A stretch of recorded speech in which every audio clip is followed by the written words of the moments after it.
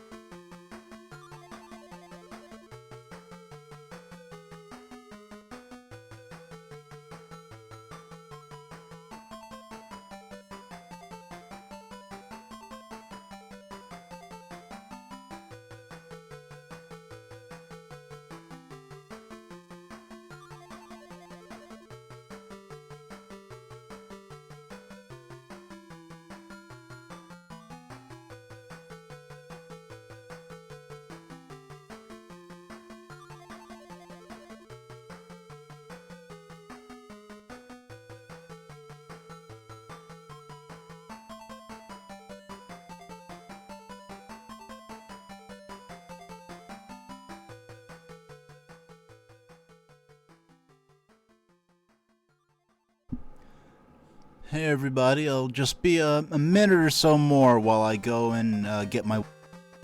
Excuse me, I'll be right back.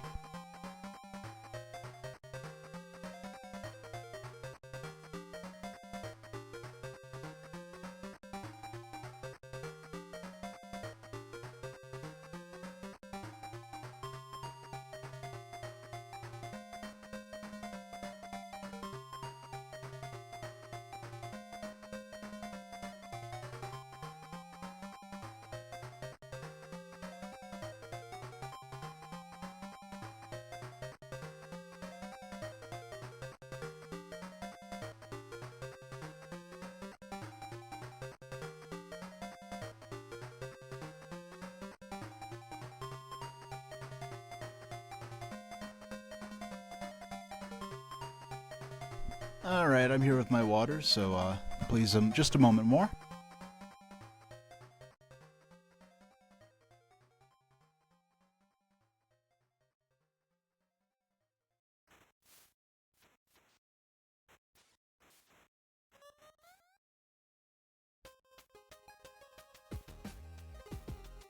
Alright, here I am. So let's set this.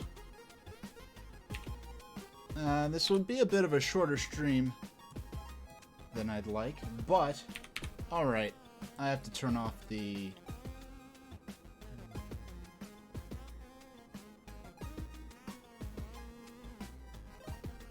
I'm hearing my own voice, hold on.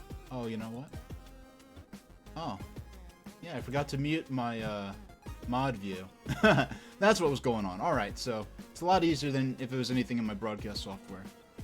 So, we're gonna play Game & Watch Gallery 4 and Mario Party Advance.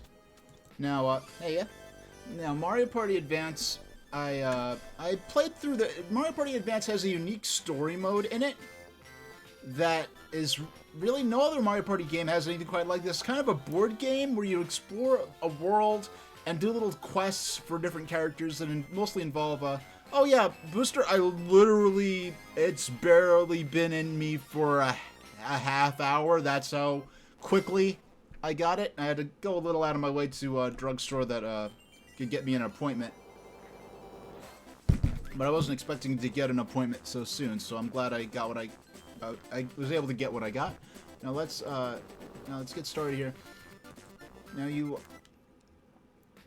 this does get a lot of heat for not trying to just simulate the console Mario Party experience, but they really played to the Game Boy Advance's strengths, focused more on the single-player experience. And so that's Shroom City. Now, once you beat Shroom City, you really can't quite go in and replay everything quite the way you otherwise would. So once I beat back in 2005 when I got this on GBA. Now, I do... Yeah, okay, everything's working. Yeah, at the last second, some of my audio stuff wasn't quite working the way I expected it to, because my new microphone has a... Oh, you're having a honey ham and rotisserie chicken with Swiss cheese wrap. Yeah. Yeah, I know I've said it in every stream that that someone mentions that, you know, what they're eating as they watch, but it's so heartwarming to hear that, you know, the different ways that people are passing the time while watching my stream. And so the other modes are Partyland, Playland, which is playing mini games and gadgets with friends. Gadgets are these weird little, like, I guess, programming projects that interns at Nintendo did. Not literally, but that's what they feel like. That they sort of incorporated into this game somehow. They're, like, less than mini games, and it's in many cases, they're less than the micro games in the WarioWare game. So we're gonna hop into Challenge Land.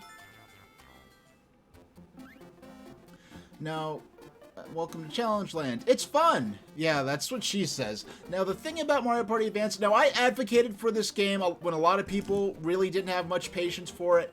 I really spoke of its positive aspects when I played it, you know, about close to half a year ago now on stream. But one of the problems I was aware of even before I went and revisited it was that a lot of the minigames are either way too hard or way too easy. So we're gonna do a Who Wants to Be a Millionaire style sort of rush of randomized minigames where you have a few lifeline type things that you can use to change minigames or whatever. But you have to get them all in a row without losing. Now, what's Bowserland? Oh, Bowserland's, I think you play the Bowser. Minigame attack. Now, this is the mode that probably 80% or to 95% of my Mario Party Advance gameplay was in this mode. Back when I was playing it on, there was a period where GBA was being supported alongside DS for really a couple of years. And so there's a lot of times where it's like, well, I don't feel like carrying the DS around.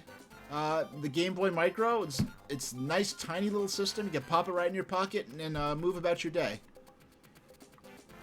So welcome to Minigame Attack. Now, I didn't go into this mode till after I beat the main mode.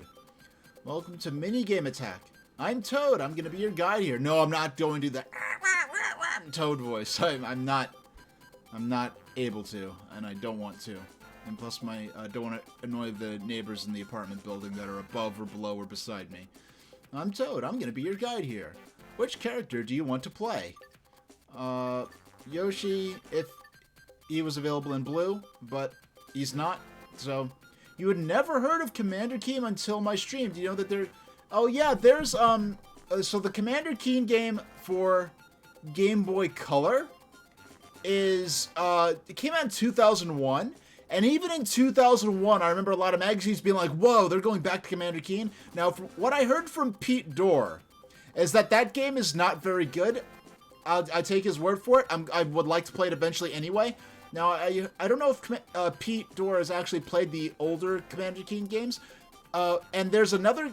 The Keen game for Nintendo Switch is called Keen Dreams. Keen Dreams, as I understand it, was developed as a fourth Commander Keen game, but it was kind of apocryphal, and they never actually properly released it. And somehow the rights to that fell out of id's hands, and fell out of Bethesda, who absorbed id's hands, and got in the hands of this third party who decided to release it for Switch. I don't know, I have no idea how that's going to play when it was designed for using a keyboard. But I do have that game already purchased on my Switch for years now, actually. And I just didn't want to play it because I've been saving it to play it online, live. So, are you sure you want to be Luigi? Yes. Now, hey Luigi, glad you could come. Do you know how to play Minigame Attack? Now, we'll go no I don't, just so we can get the proper explanation. I don't even know if Well, let me explain it all to you. Complete the selected minigames in order to earn the right to win coins. In order to earn the right to win coins. Not just in order to win coins, but earn the right to win coins. Okay. They don't come free. If you play out, you keep the coins. So you could just cash out. You know what? Yeah, you could just cash out and take the amount of coins you have. If you play it, you can keep the coins. If you lose a game, you lose the right to keep your coins, and Minigame Attack will end. It's so weird how they talk about the right to win coins. It's kind of, like, odd wording there. Press the... You know what? I guess they're trying to not make it sound too much like gambling. That's the only reason I could think of that the way that they're wording it in this way. Because even before the, like, international, like, game rating gambling laws really started cracking down, I guess it's about to be around the time that kind of started. But they, will my Analog Pocket be arriving December 13th? You know, I didn't get a... I did update my shipping address so it wouldn't go to my old address in another state and region, but I don't know the exact ship date. I didn't get a ship date notice for my Analog Pocket yet. But I do have... Okay, we'll just a little sneak preview here.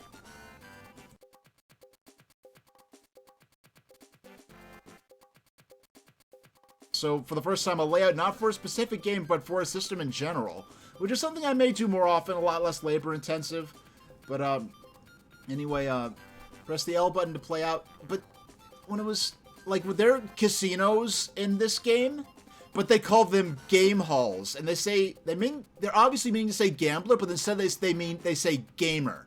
So I'm getting they're trying to avoid that terminology to not get a more severe rating, especially in Europe. Cards go away and wants to use them, so be smart. So this is basically Who Wants to Be a Millionaire with Mario Party Advance minigames. Did you get all that? I got it. Let's get started, Luigi.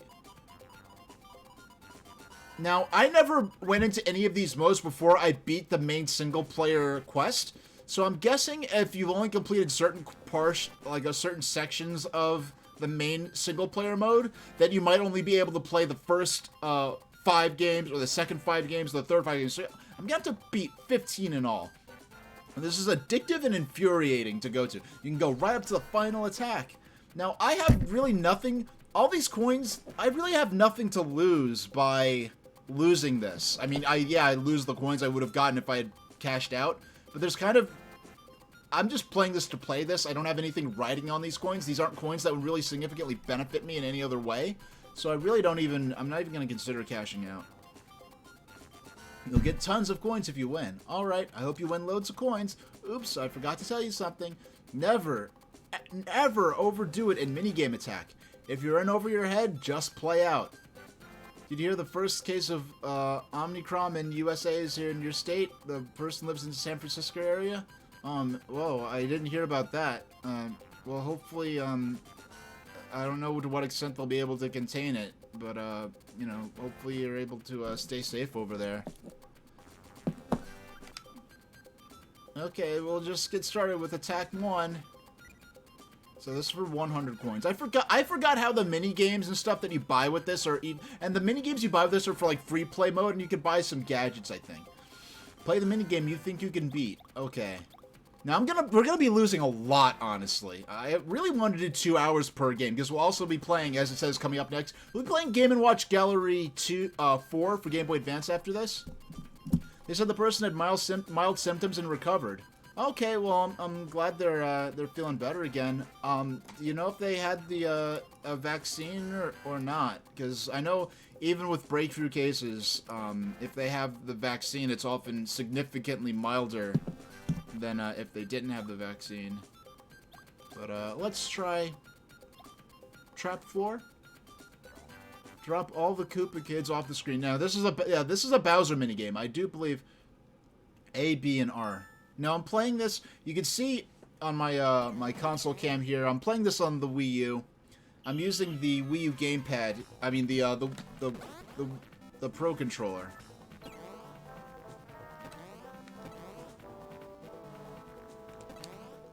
Okay, yeah, that was just me getting used to the controls. See, we've already lost. We've already lost because I have not touched Mario Party Advance in any way, shape, or form since back when I was playing this live on stream. So, but it's so soon. You must be in bad shape. For once, a video game's talking trash to me, and I genuinely yeah, objectively, that's true. It's been a while. It's been a while, and I gotta get back into gear. Now, you know what I'm gonna do? I'm going to... Which character you want to play as? I'm gonna skip all... to save time, here's what I'll do. Glad you could come. You know how to play minigame attack. Let's get started. We're going to use the save state function. You know, it's funny. I just considered. I forgot. I could have gotten my Super NES controller for my Super NES Classic Edition and used that as the gamepad for this. But since we're going to use save states, not to cheat, but just to make getting back into the game quicker, I am going to, go ahead and, oh, I forgot something, never overdo it, da-da-da. Alright. Actually, you know what, I don't know, I'll have to, I didn't pull it up, the thing to make the save state thing with the Wii U's Virtual Console restore point feature, because I was thinking, I don't know at what point the sort of background wheel is being spun to choose which games I can choose from.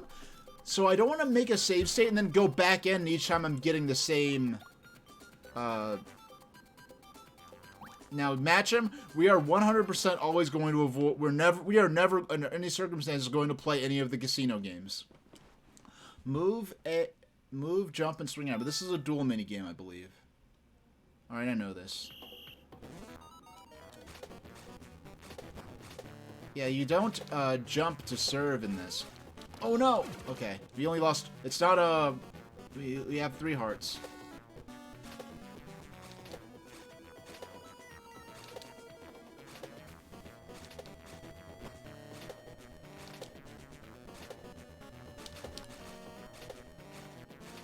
So it's like, so it becomes a bit like, no, it became a bit like it becomes a bit like hot potato as the match goes on. Oh my goodness, and that's, this is kind of why, I mean, this was hard even when I was familiar with the minigames, didn't have to relearn it for the first time in a long time. I'd go in periods where I'd, like, wouldn't touch it for a couple of months, and then for, like, a week or two, I'd play it every day for maybe, 20 to 40 minutes. Alright. You know what? I'm going to choose... Let's see.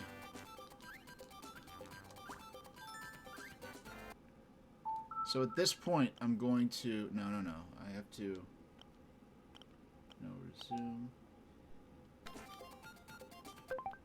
Okay, create restore point. There we go. I'm gonna create the restore point there. Amazing, you can go right up to the final attack. You'll get tons of coins if you win. Alright, hope you win loads of coins. Oops, I forgot to tell you something. Never ever overdo it in minigame attack. Okay, so we'll make the restore point there. And if...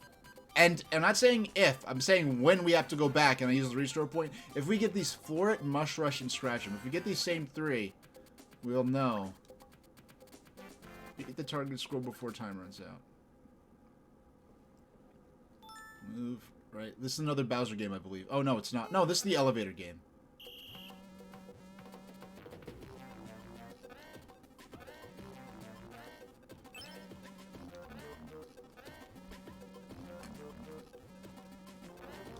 Doggone. No.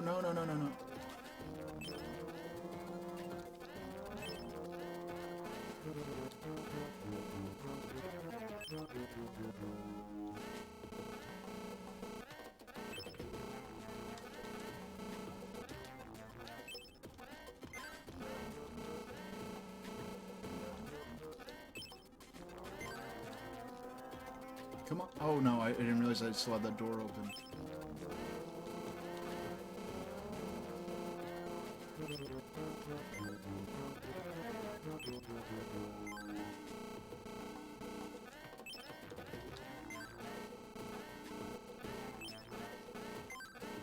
Oh, the elevator was full. And already heading to the Goomba floor anyway, so... Man, this minigame feels like it's going on for a while.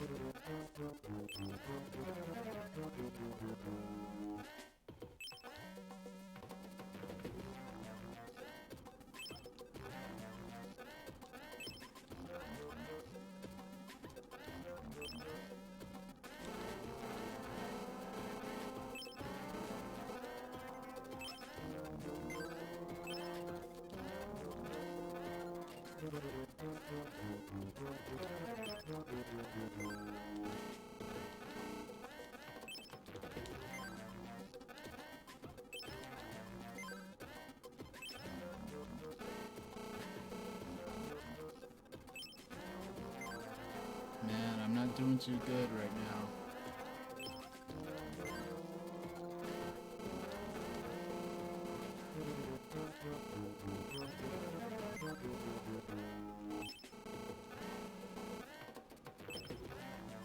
Oh no, I don't think I'm gonna make it.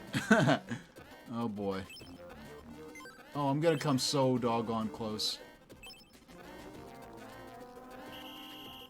Oh, I was vaguely close. I don't know. Yeah, this is just a matter of getting... This is why I didn't practice, because it's going to be fun just getting good at some of these minigames again. And even the ones that are... Do I decorate for Christmas? You can see... Covering your tree. You know what? Like, a long, like, really ropey, stringy kind of door would be really, actually a pretty cool Christmas ornament. But, you know, I had some, Christmas... I had only a couple... I had, like, one Christmas ornament that I'd have. I had a little replica Charlie Brown Christmas tree. And I got it, like, I think the first year they ever made those. And it was, now it's kind of a popular, like, novelty item. You'd see it in, like, Walgreens and different drugstores, but I got one before, like, anyone ever heard of them before.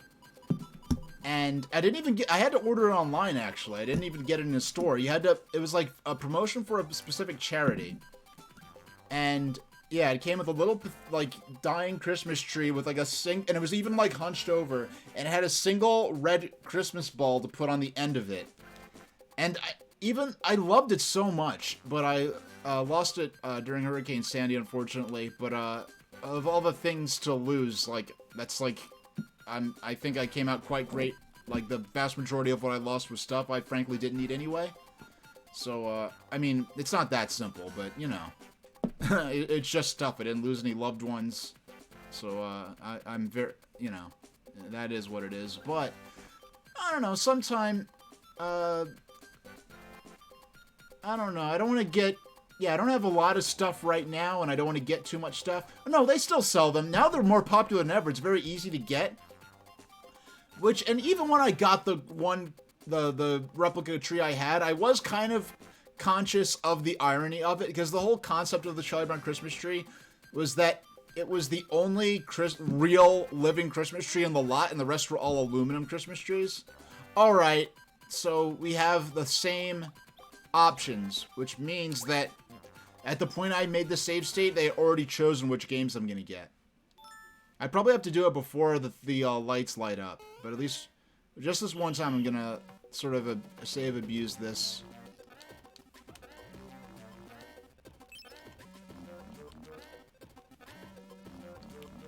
Alright.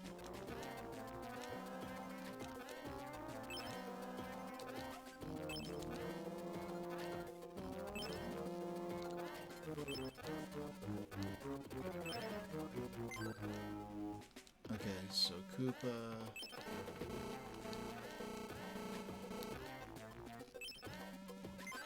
Let him in. I shouldn't have bothered letting him in. Let in these two. Look down here.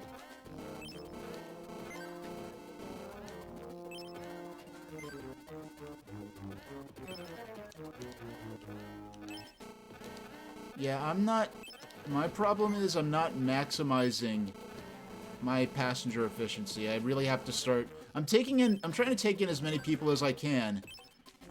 When I could be just being more selective and only taking in ones where I know I could get, like, a major advantage out of doing so. So here's another Koopa. I think, as I do believe you get more points for collecting more of the same type of character. Now, this is kind of similar to a certain Game & Watch game.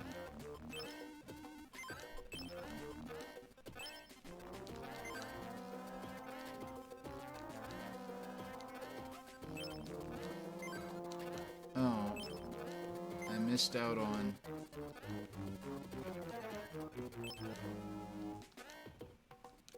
Yeah, I missed out on those... Okay. What? Oh! Oh, come on. You know what? Actually, no, I had two ornaments. That's right. I had the one red Christmas ball that it came with, and I had one Christmas ornament of a Steam engine that my mom got me. No, it was an ornament of a game controller that, you know, she got me. So it's like, all right, my mom gave me a Christmas ornament, and I have a tree to hang it on, so I've got to hang it on there. There's, like, no option otherwise, so... Good news is we don't have to, hopefully, not see that minigame again, because we're going to... I'm telling you, which character you want to play. I'll make the new save store. Let's create restore point. I think this is the point where... no, we're going to play as... Actually, I'm going to create it here, where I'm already selected as Luigi. Because from here on, I can button mash.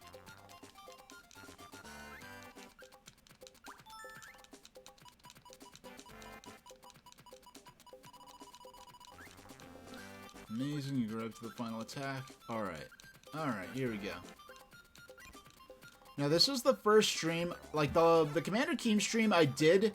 This is the first stream with my new microphone, where I'm actually, where I also actually have music in the game, whereas Commander Keen really just had sound effects, and I just put some old computer sounds in the background to sort of add to the ambiance. Alright, so this is another duel game. It's funny because this is arguably a 2D version. This is somewhat... Oh my... Okay, there we go. Now there's a... This is making me think of an Intellivision Amico game that's been shown off, which, I don't want to get too much in all the Intellivision Amico drama, but I know at one point I was genuinely interested in that system, and it's really frustrating to see sort of how that's been handled and some of the nonsense that's been going on. Now, I think there are maybe a few people that are covering it just because they want to see a train wreck or want to get attention for reporting on a train wreck, but when there's an actual train wreck going on, you know, it is newsworthy. So, hey, for the first time, we actually got past the first game. Because I'm a little young to have played the original Intellivision back in the day, but Intellivision was one of the first systems to have an officially licensed emulator made available for it for home computers, and I did play that, and I used to play, like, I used to play Astro Smash and Utopia with my mother on my old Revision 8, well, not old at the time, on our original OG model iMac. And I got the Intellivision Flashback when it came out. If they had just made even $100, a high-end Intellivision mini console with replica, wireless Intellivision controllers, or even wired Intellivision controllers, I would have loved that. I would have paid $100 for that. But they're trying to make this revival system, and there doesn't sound like there's a clear vision for what the system's going to be. They've had a lot of public relations problems, and I don't really have much faith in the system itself. At one point, I did want to get it on launch and be one of the first to stream it, but Pete Dorr is going to take that bullet, and it's going to be hilarious watching him go for this. Now, Chainsaw, Spooky Spike. We're going to go for Hammergeddon. Beat your opponent. Now, this is a dual minigame, I believe. Move, jump, and throw hammer. So basically, you're playing as a hammer brother, is pretty much the premise of this. Oh my goodness. Now, I forgot that, for some reason, I wanted to feel like it was going to be... Oh my goodness.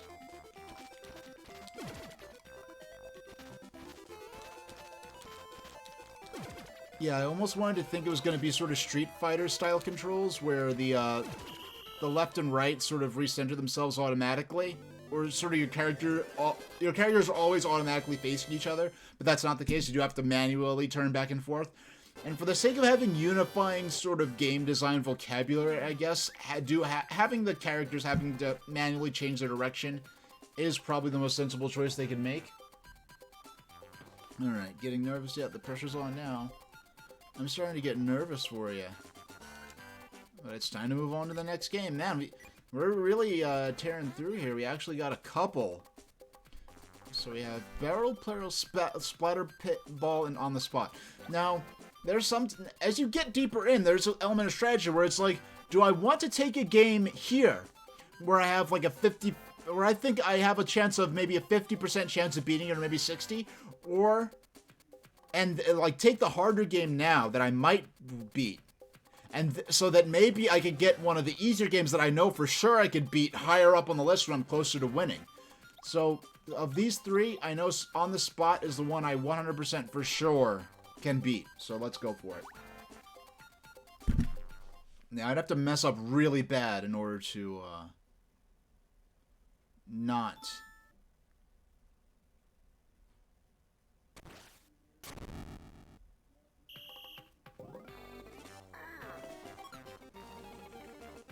Left. And these, each time one of these thwomps come down, you have to,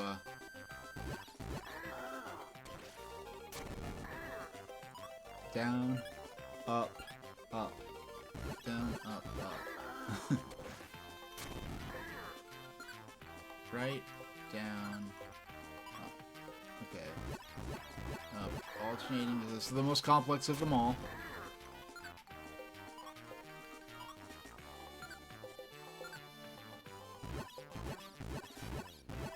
Yeah, it's not like Simon, where you have to repeat the same sequence and then add one direction to it each time. It's a completely different set of directions you have to input, but each time you have to add one more to it, so. Alright, we're almost out of fate. We're almost through the first 5.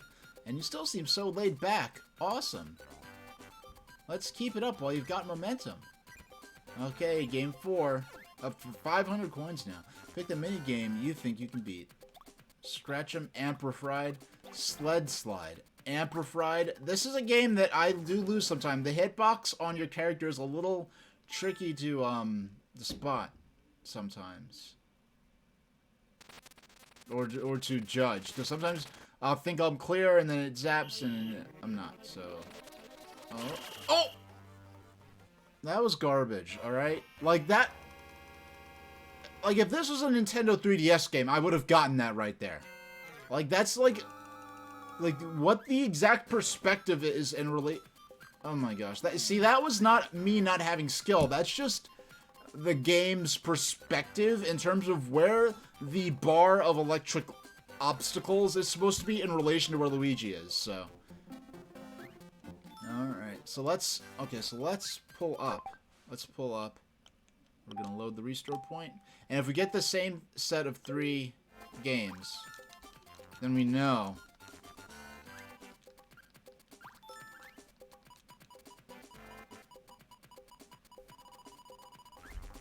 Yeah, unfortunately, we have the very least have to sit through all that again.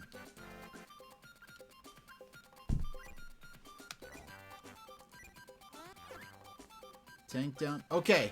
Alright. These are different. These are definitely different minigames. Beat the target score. Now, with these, like on the first game, you almost might as well choose a hard one and get it out, because the minigames don't repeat. So you almost might as well choose one. And each time you complete a set of 5, you get a lifeline that you could use. So. Now, this minigame is something I believe I used to be good at, but it can't... this one messed me up many a time when I was playing the main mode. And you do have to pretty much manually... Okay, here we go. Oh, we got it. All right.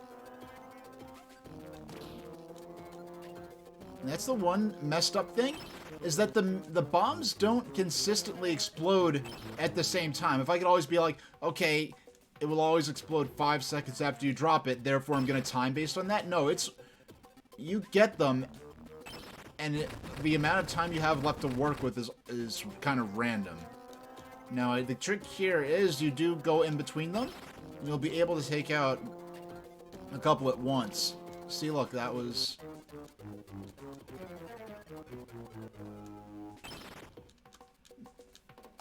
If you don't get all 4...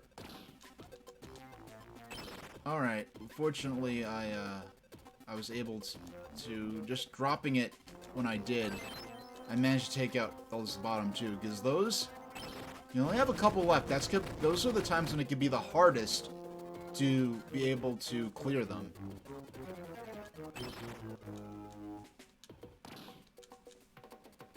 Now, theoretically, I think you get points for taking out multiple at once. Alright. Now I could take out multiple here. Now it's kind of... I never really thought about this, but it's kind of a little wild that... Okay, we've beaten the high score. So, it's not gonna... We had another half a minute, but I was doing really good there, actually. Especially since this is the first time that I've went and done this since... it's the first time I played this minigame since the last time we were playing it on stream. No, I just realized my Porygon 2 is a little crooked there. There we go. Yeah, I've got a Porygon 2 here, and then I've got Rob and his Famicom color scheme, the red and white. Alright, so game 2. Here we go. Pikachu, sort stack, and match 'em. Sort stack. This minigame can be... Okay, left. This one, the concept is simple, but the controls make it a bit challenging. But it's good. It's sensible enough. Right hand, left hand. Alright.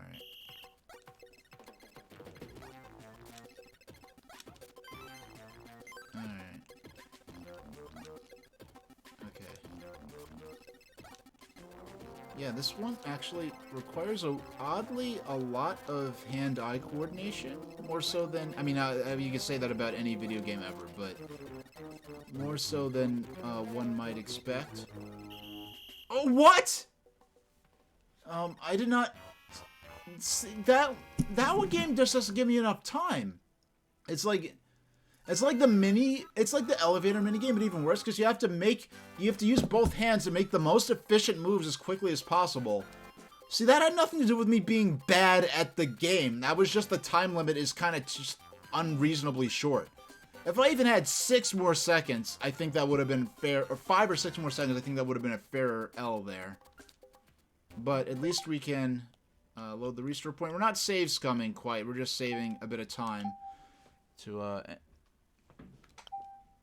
Now, if I was, like, making the restore point after each, like, time I won a minigame, then that would be a little scummy, but we're just saving time here. We're not doing anything that we're not getting just for this, that we wouldn't otherwise get if we're just saving time to be able to get a little more gameplay in. Because over the course of the stream, I'm going to say we're going to get 5 or 6 extra sessions in.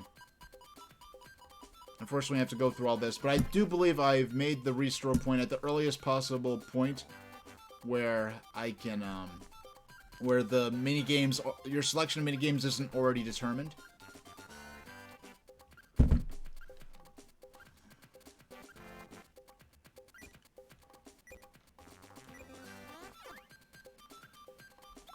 So, Monkey D's, okay, we're gonna go with something we've beaten before. Maybe get past the first minigame at least this time around.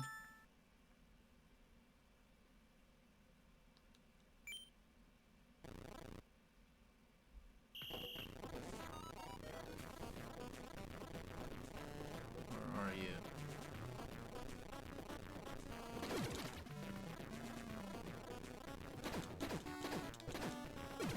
Man, that was just a matter of the hitboxes on these tanks being unkind to me. There we go. I want to avoid him for a little while because I don't want to come back while he still has his iframes up.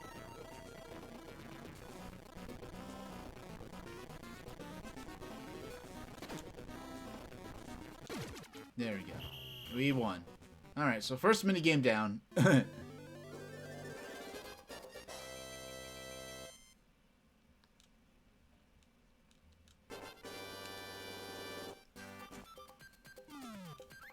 You did it. Well done. Keep up the good work. Let's move on to the next game. It's for 200. So again, so each one, okay. I mean, if each minigame was worth 100, then all 15 would be worth 1,500 coins. But I believe you get 9,999 coins or something ridiculous like that. So I don't believe it's purely just 100 per tier. Or per game. Because there are 3 tiers. And I guess as you reach a new tier, the amount will progress. So, like, it's 100 per game for these first 5. When you get to the second tier, you might get to, like, 200 per game added to your jackpot. So, slide out of my way and chomp walker. Now, I believe, I forgot about what the thing is, but there's some games where there are 2 minigames where you have a chomp on the end of a chain, I believe, or where there are chain chomps you have to avoid. Now, in one of them, if you get chomped, you instantly lose. And in the other one, if you get chomped, it's just an inconvenience and you get slowed down. And I forgot which one is which.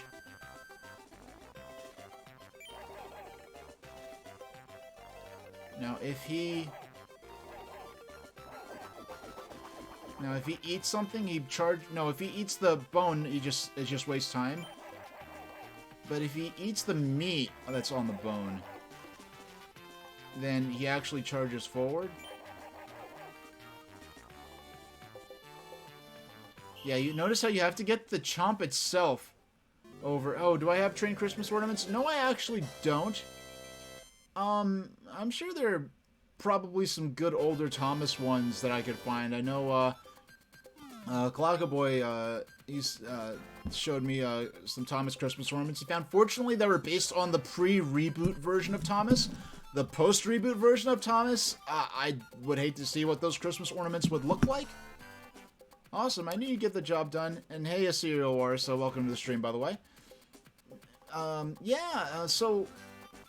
I'm thinking... I'm not sure, like, certain games, I might... In general, as a really general rule, for certain... On, like, these weekday evening streams, I might focus on games like these that are more sort of arcadey minigame type games.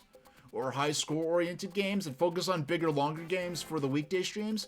But other times, I might play a game on the weekend streams and on the weekday streams. Now, if you type, I added a command to check out, which, if I remember to update it, which that's an important thing, I have to manually update this. If I did it correctly, it should post in chat when my next stream is coming, or when my next stream is scheduled for. I will not be streaming this coming Saturday. No stream on the 4th, I believe this Saturday would be. The next stream is going to be the Saturday after next. So Cloud Climb. Yeah, we know we can do Cloud Climb. So I have the schedule, this pattern, and I'm really going to try it this time. I sort of started it, but now we're really going to start to see it sort of come into play, where I will have this sort of, it's sort of like moon phases where there'll be periods where it seems like I'm streaming more frequently and then less frequently. And it's, because of that, there may be some months where it seems like I'm only streaming, like, mostly at the beginning of the month or mostly at the end of the month. It's not based on the beginning or end of the month. It'll be more based around, it's by week, pretty much. So, based on when that lines up, coincidentally, on some months, it'll be more focused towards I'll be streaming more frequently towards the beginning, and some more towards the end, and some more towards the middle. If I were to reset my schedule at the beginning of each month, it could be more consistent in terms of that, but I really wanted to make it by week, so it'll be varied. But I do have a regular streaming pattern that I'm, so like a boy, believe it or not, I'm going to do another exhibit. Oh, congratulations, you're doing another exhibit this month. It'll be shorter, just 2 days. Participating in Seasoned Screamings at Pasadena Convention Center. It's all about Christmas with a spooky twist. Oh, cool. I hopefully get some good local news coverage for that one as well. I bookmarked it. I have to go ahead and, I don't know how long your local news affiliates keep up their news articles. I have to go read that before it goes away. The news article. You still seem laid back. Awesome. So this is as far as we've gotten last time. We've got to 500 coins. So this is the 4th level. Pick the minigame you think you could beat. I'm very certain I could beat Dreadmill, so let's go with that one. So it's for gonna be a shorter one. Well, I hope the best of success to the next exhibition. It'll be cosplay, vendors, horror celebrities, and a dark room with haunted mazes and exhibit with a holiday overlay. Oh, awesome. Alright. I'm just glad that, you know, it's not over yet, and, but I'm just glad, things have, settled down to the point where we can start doing some public events again with, certain precautions. Okay. Yeah, I don't know if I'll be able to go to, the New York City area this holiday season, but I know I haven't been to New York City since I've dropped in. I've briefly been in New York. Oh, come on. Oh man, I just barely squeezed in there. Barely, I was like a matter of frames away from losing that one, actually. Yeah, I've been to New York City very briefly since the pandemic, but I haven't been there since the vaccine. And, I mean, I was already considered fully vaccinated before, but now I got the 3rd shot, and I mean, I used to donate blood all the time, so compared to donating blood, getting any vaccination is like less than a mosquito bite to me. Because, like, when you donate blood, there's, like, a huge pipette that they, like, insert into the vein, and you have to sit there for a long... when you get a shot, it's just like, pss, you're done. So, alright, this is officially 1,000! 1,000. So we are officially... So it does... So it's a progressively increasing jackpot even before we got to the next tier. But all that is to say is, so... I will have my updated vaccination card, so anything... I understand New York City being a port city with an extremely high population, the venues are a lot more tighter, and events and museums and public indoor places are a lot more strict than a lot of other cities in terms of needing to provide proof of vaccination. So, I mean, I was ready to go for that even before, and now even more so. So I'm ready to go for that. But I don't think the outdoor Christmas Village marketplaces with their the food stalls and gift shops and stuff, I don't think those are outdoor events. So I don't think you need a card, vaccination card to get in there anyway. But Flingshot, Stompbot XL, or Match'em. We'll go with Flingshot is hit or miss. Match'em is a gambling. Anything that has M in the game, that for them, that is apostrophe EM for short for them, is going to be a gambling minigame. So, oh, awesome, awesome. Yeah, it's a little far out of my way for, a little far out of my way. I won't be able to make it this year. But anything, if I'm able to make it to a, and I have not, I don't know if I've, yeah, I'm not sure. I don't, you know, I think I might have been to a Christmas Village maybe once since, oh yeah, I forgot. This is one where you have the hit points. Oh man, that's, now don't tell anyone that they put that, that Red Cross health pack there, because they could actually, Nintendo actually could get sued for trademark infringement by the international, oh man, by the International Red Cross, so we lost that one. So F for me, F Luigi. F for Luigi, not like F Luigi, not like that. Yeah, the International Red Cross actually has been known to be very strict about enforcing their trademark on the symbol of the Red Cross itself. Believe it or not, because, I know, like, for instance, I know a lot of, I think, Doom and some other old first-person shooters, when they re-released those games, they had to replace that, they had a Red Cross as the symbol for the health pickup. Or, no, they had a Red Cross on, like, the first aid kits that represented, health items. And they had to replace that with an H for health instead of the Red Cross, because I guess the Red Cross didn't want their trademark associated with, like, a violent video game. Which, to an extent, it's like, okay, fair's fair, they register their trademark for it. On the other hand, it's like it's so kind of petty. So so, yeah. So mixed feelings on that, but fortunately, that's not something that prevented this from being re-released. I think with Earthbound and like for Mother 2, they replaced they had a Red Cross on the hospital signs, and I think they replaced that with I think they just removed it, and it just says hospital without the Red Cross sign. I think the reason Nintendo of America removed it is because the cross, even just the generic Red Cross, would possibly fall under Nintendo of America's religious imagery guidelines. And, like, the Red Cross, it's sort of thought of as in a generic sense, but it is, like, considered a religious image to the point where, like, in certain countries, they have, like, a sister organization or a related organization, the Red Crescent, which operates in, like, in largely Muslim countries to do humanitarian aid.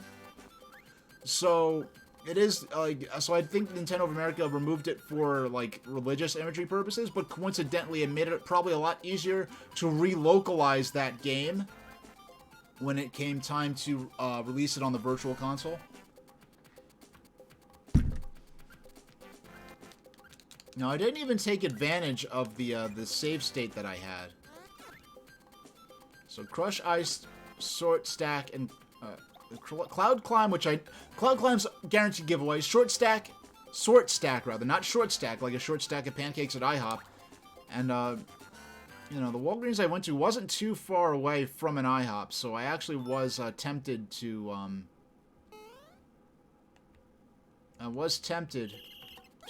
okay.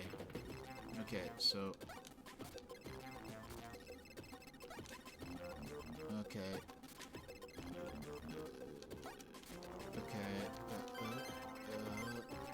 See, look at that. Oh, okay. As I complete rows. Oh my... that is too quick. That is unreasonably fast. Alright, because you do get a time bonus as you complete rows. So from now on, the only thing I'm going to do is I'm going to focus on completing the shorter rows first so I can get time bonuses. Because that was unfair. That was ridiculous. They should have gave me like 3 or 4 more seconds. Alright. Alright. No Johns. We're just going to jump right back into it. Shake it off, jump right back into it. You know, it's funny, the last couple of times I went to IHOP, it's been a while since... I don't get the pancakes at IHOP that frequently. When I go to IHOP, what I usually get is... Well, not... I used to get the strawberry crepes all the time. Or, well, any crepes. But there's not as much of a... Like, do they still have the... They used to have what they called the German crepes, which I think were lemon-flavored. Now they have the Swedish crepes and the strawberry crepes. And really, that's it. They don't have as good of a... selection of crepes as they used to have. But I think IHOP's selection isn't as good as it used to be in general anyway. Pick the minigame you think you could beat. Tank Down, Sea Monkey, or Baboom. We'll go with Tank Down. We've beaten that one. Every time we've challenged that one, we've beaten it. Oh, no. This is different. Is this different? Oh, you could... I forgot you could charge with this.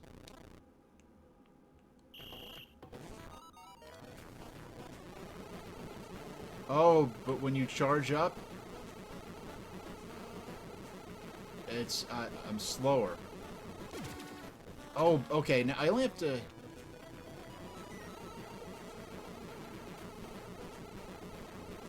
Oh, I see you. Oh, you could destroy... Oh, man.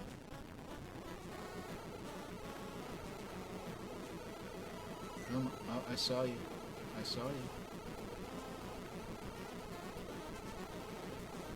Come on down here, Yoshi. Oh, man,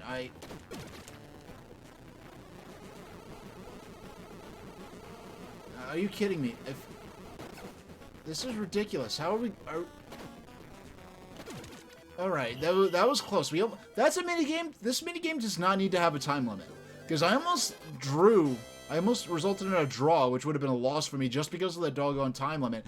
This is...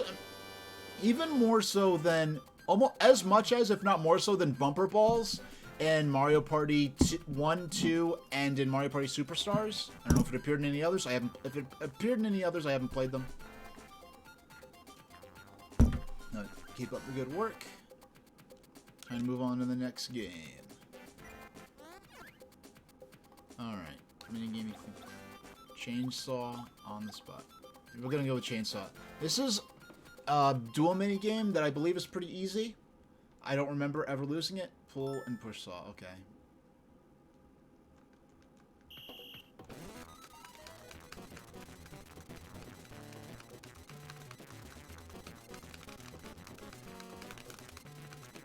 Now this minigame, the thing about this minigame is... Oh no! Come on. Why is this last link? I thought I was a lot closer along. No, I am a lot... Okay. Because I was looking at the chain, and because of the chain, I was looking at the chain as a way to gauge how close I was to winning. But I really need to be looking at how far down the thwomp was to, Now, it's funny. They're chains instead of ropes, so that you could call it Chainsaw. But I wonder if that minigame was called that in Japan. Because I think the more obvious choice when you have a saw, when you think of a saw, you think of sawing through rope more so than sawing through a chain. But by having it be based on chains, they could have the chainsaw pun. So I'm guessing that's a minigame that has the same name in English, even in the Japanese version. I'm starting to get nervous for you. But it's time to move on to the next game. Boo-Bye, Bill Bounce, and Koopa Crunch. Okay, we're gonna go with Koopa Crunch. Beat the target score. Now, this is one of many of these, now, alright, this is score-based and not time-based. Now, what, this is, oh man, I did not mean to do that. I did not mean to do that. Now, this is one of those, I'm already messing up, doggone. Okay.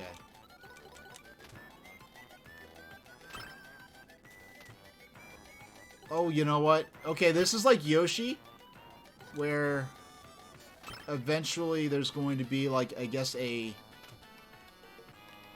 piece that will make the Koopa shells go away. Alright, 3. Okay, we're doing...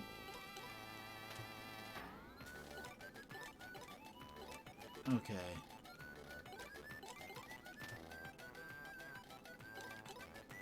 I don't know. Okay. Yeah, there've been many different puzzle game mini-games in Mario Party games. And the fact that they all have different rules made it even worse when one of these mini-games made it into Mario Party Superstars. And I started playing it, and I was doing really bad. I'm like, why am I doing so bad at this minigame? Then I realized, oh, I'm using the rules for the... And I didn't realize that till now, exactly what was going on. And the problem is, I was playing as though I was trying to play this minigame instead of playing the one that this version is, that the version in Mario Party Superstars is based on, which could have either been from Mario Party 4 or from a different Mario Party game entirely that I've never played. Because I know there are a lot of Mario Party games I just flat out never played. Therefore, a lot of mini-games or versions of a puzzle game-based mini-game in Mario Party games that I have not played before. Okay, so...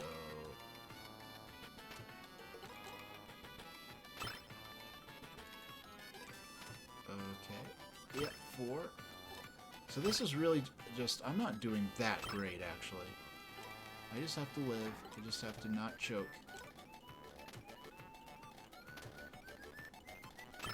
Now, I could have... And this is... Why are the red turtle shells so few and far between? This is...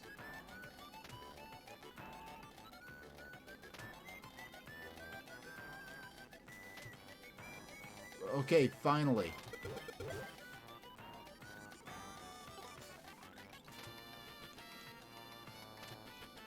Oh, now we're throwing new colors into this? This is unreasonable. Okay.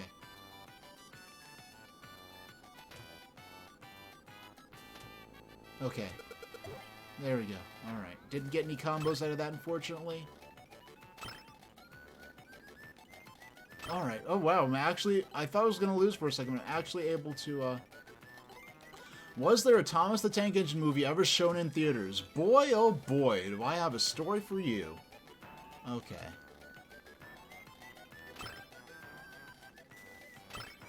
Okay.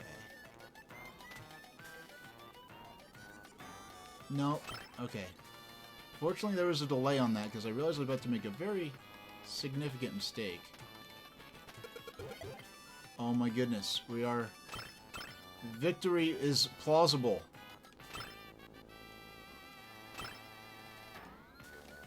Oh, okay.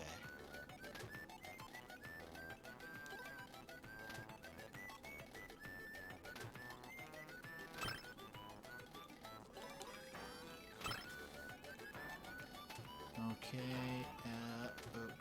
okay. Oh, no, no, no. Yep, there we go. Okay, come on, come on.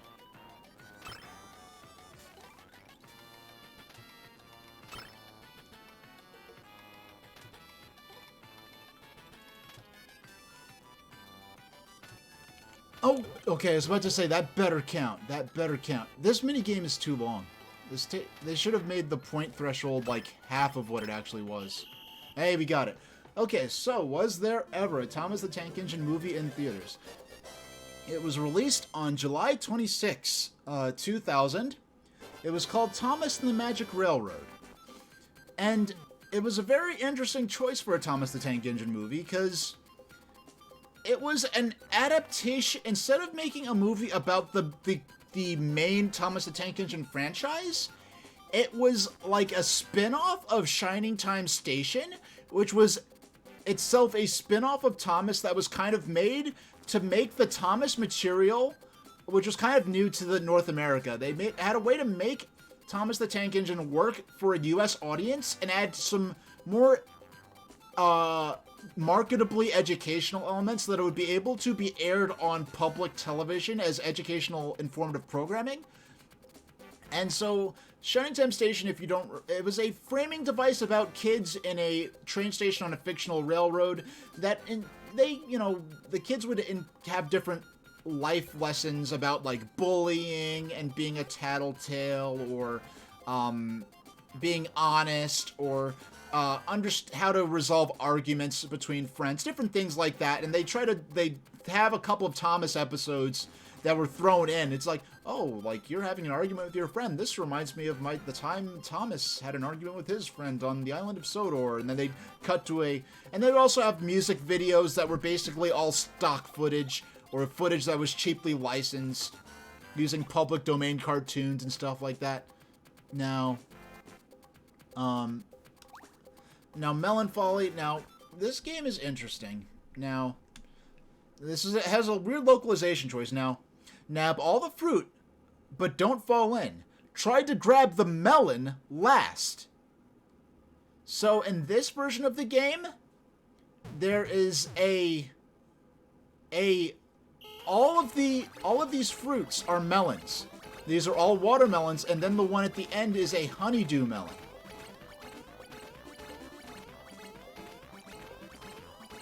Now, I wasn't trying. I coincidentally had a pattern that let me grab the melon last.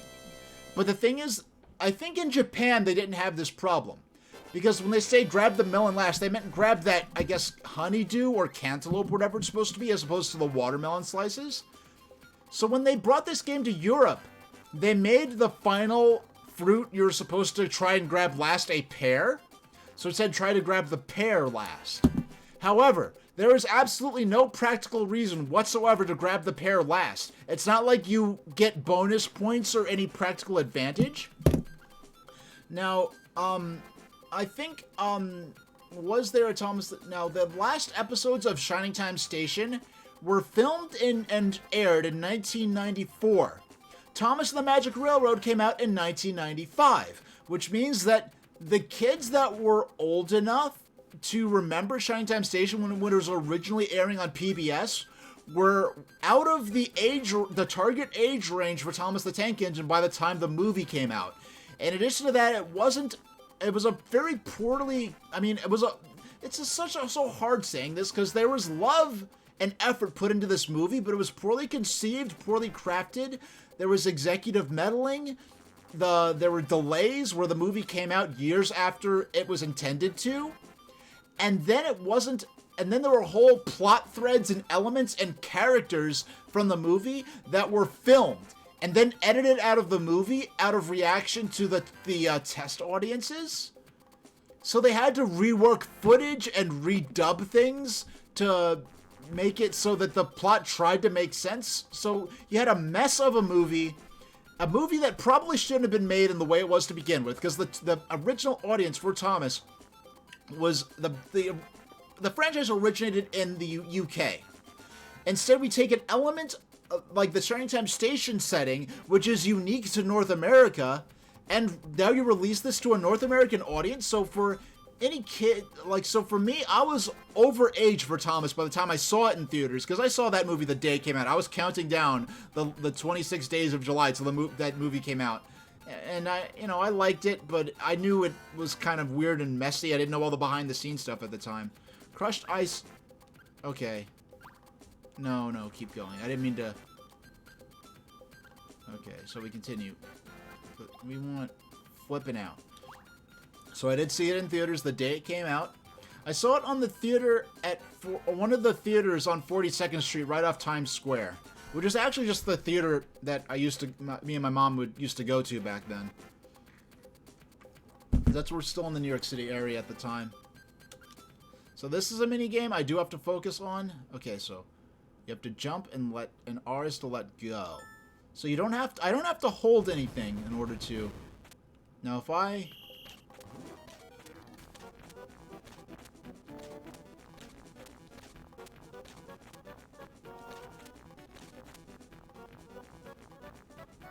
okay.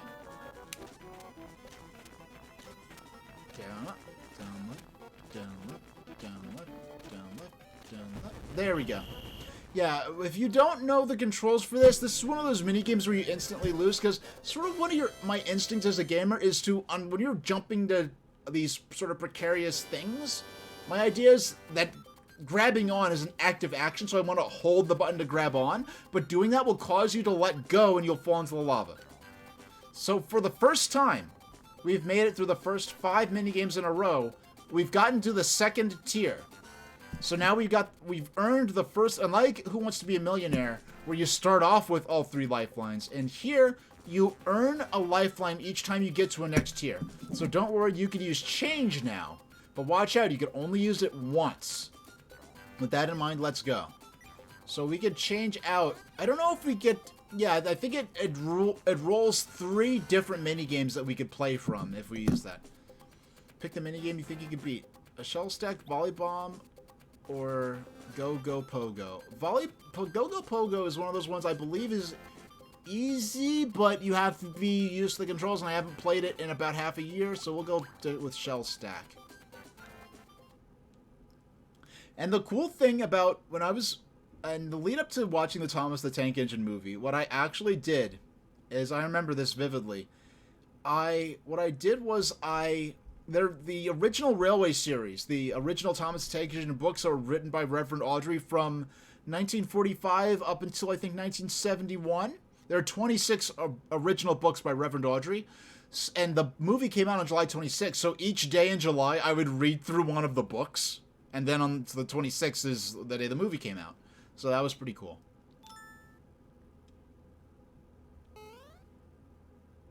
In fact, I actually purchased a set of the first 26 Thomas the Tank Engine books, or the Railway series as it's more properly known. And whereas calling it Thomas the Tank Engine somewhat refers more to the television adaptation, more so as opposed to the original books, which many of the original books, especially ones by Reverend Audrey, often didn't feature Thomas in them at all. But I actually bought my doggone. That's not. Oh my goodness. That's a. All right. So we got.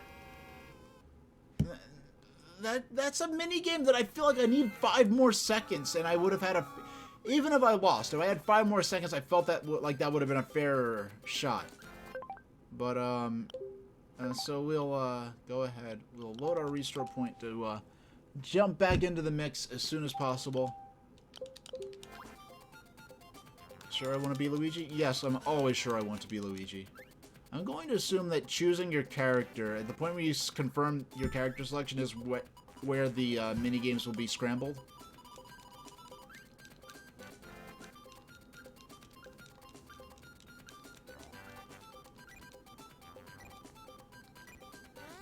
Alright, pick the minigame you think you can beat. Tank down. Yeah, let's go with tank down. Man, you know what? No, I think it's coincidental. If I get Tank Down, Sea Monkey, and Bob Boom again, Tank Down, Sea Monkey, and Bob Boom. If we get those 3, actually, let me do it right now. Let me load it right now. Because if I get Tank Down, Sea Monkey, and Bob Boom, then I know that even this is too far ahead, and that the selection of mini games has already been determined. And I want it to be purely random.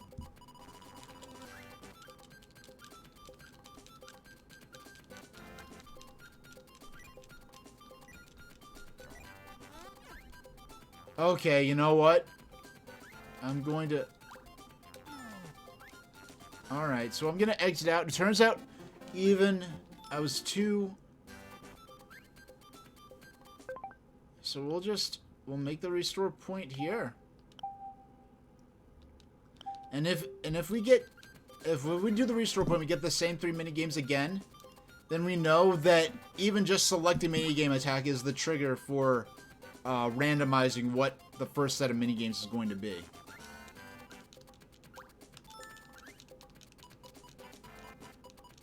Because this is all kind of time consuming.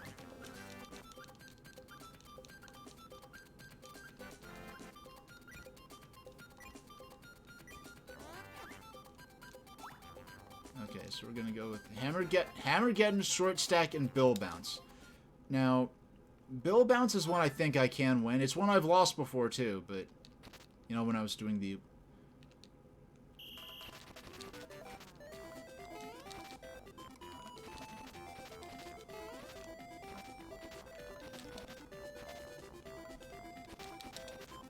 Okay, we got one down. Okay. I'm gonna use those iframes there to get in a good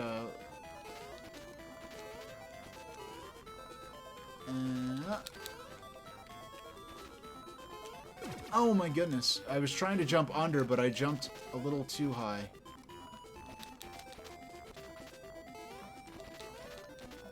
There we go. Yeah, when I got those 3, when I get those last 3, I'm like, yeah, I'm gonna get it this time, so, alright.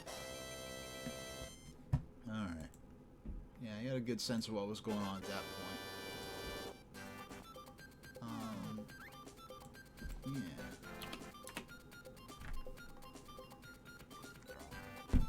Let's grab a sip of water there. You did it. Well done. Keep up the good work. It's time to move on to the next game.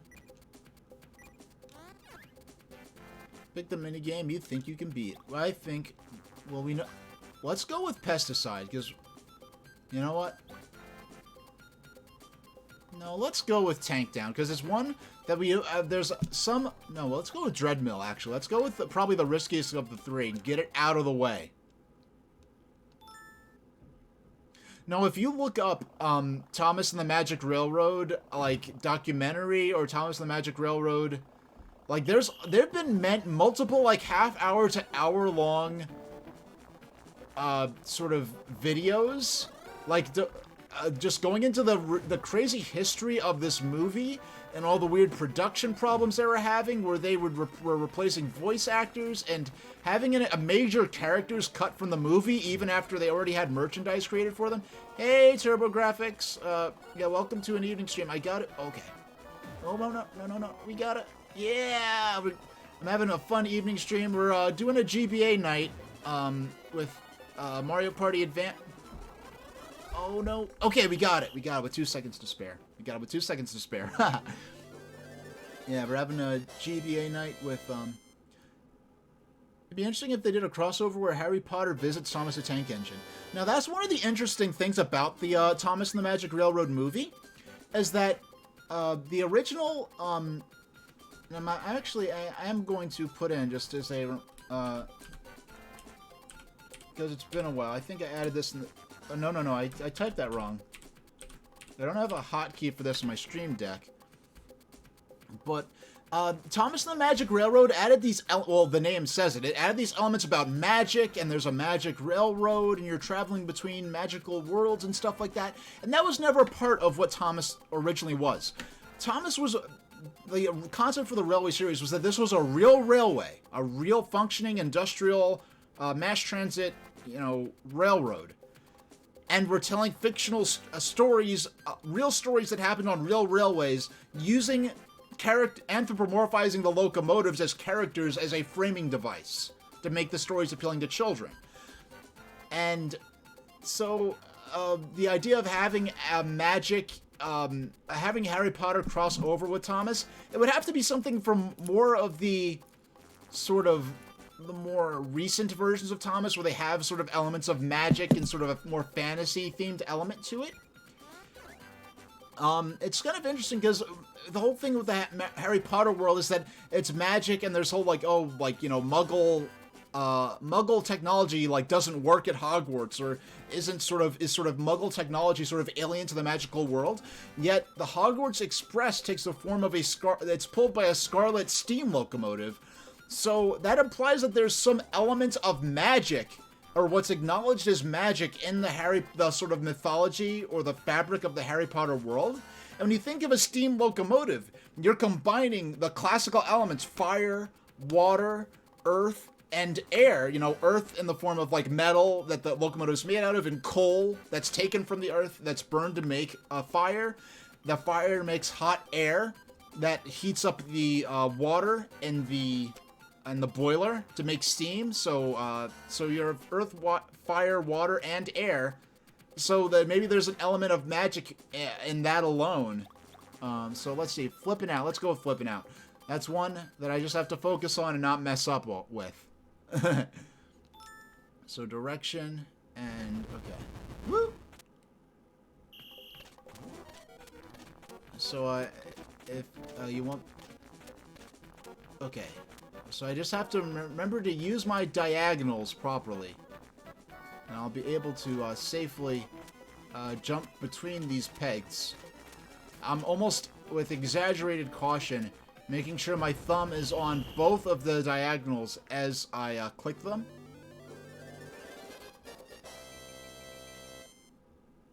To make sure that, yeah, because if I do believe if I let go, I do have some control of Luigi in terms of moving him around, so I can aim towards a peg to try to salvage it once Luigi is sort of floating in air. Now, I believe, yeah, I've gotten a pretty nice, no, we're going to go with Amplified. Now, Big Popper is one I believe I definitely can win, so I'm going to go with Amplified. We're going to be overly cautious this time, because the first time I got bamboozled because of the doggone depth perception being Luigi's hitbox not quite matching up with sort of visually where you'd think the hitbox of the barrier would be at. Now there is motivation to be somewhat closer to the barrier because you get more points that way, and the quicker you gain points, the quicker you are, the sooner you like if I was between those three, I would have earned bonus points. And the sooner you, yeah, the quicker you, you accumulate points. Okay, there we go.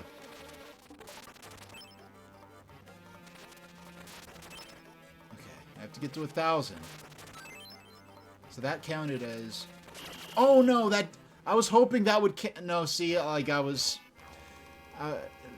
it looked like that should have counted. It must have been a pixel-perfect spot if that would have even counted at all. I don't think it would have. I think I was just too short there. Alright, so we're gonna have to do it again. Which is what it is. I'm not complaining, because it's... Now let's see if we got this... If we get the same 3 starting minigames again, then I know that I have to actually begin... I have to totally refresh it and just... There's no advantage in even using the restore point. Because I do want to have a random choice of minigames each time. Because part of the fun of this is it's luck in terms of performance in the minigames, right? But then there's luck in terms of which minigames you'll be offered. Because there's some times where I get thrown 3 at once where it's like, I'm no good at any of those. Or where I know all 3 of those are... Because that's part of the... I think part of what makes this fun is the fact that half of the minigames... I feel like 40... Like, I feel like 30% are too hard. 30% are too easy. And then the remaining 40% to get to 100 are kind of just right. So that's a pretty large percentage of unbalanced minigames with this. Amazing. Go straight to the final attack. You'll get tons of coins. Hope you win tons of coins. Oops, I forgot to say something. Never overdo it minigame attack. If you're over your head, just play out. We'll get started with attack 1. Pick the minigame you think you can beat. Alright. How about... Let's go with Sword Stack, our nemesis. We're going to specifically focus on clearing the first shelf as quickly as possible.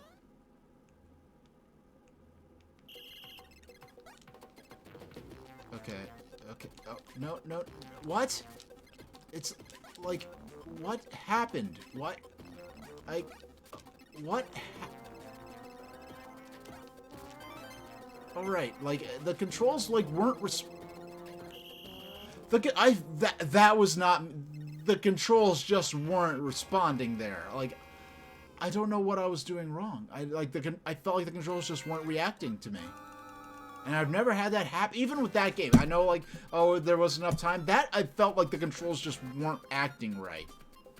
I know I had to have done something wrong. There's no way. I refuse to believe Nintendo could let... I mean, this isn't, like, a... Yeah, this isn't... Yeah, there's no way the controls were... I know I was doing something wrong, I just don't know what. And this is... I mean, at this point, there's no point in even going through the, trying to use the save state to save time. Alright. You know how to play minigame attack? Yeah, sure I do. Yeah. Amazing, you can go right up to the final attack. You'll get tons of coins if you win. Alright, I hope you win tons of coins. Oops, I forgot to tell you something. Never overdo it in minigame attack. If you're in over your head, just play out. Okay, we'll just get started with attack 1. Pick the minigame you think you can beat. Dreadmill, Bill Bounce, or Go-Go Pogo. I think we'll... I mean, it's the first minigame, so you might as well use this as an opportunity to practice with Go-Go Pogo. This one, I just feel like something about it was just weird and unfair with this one. I forgot.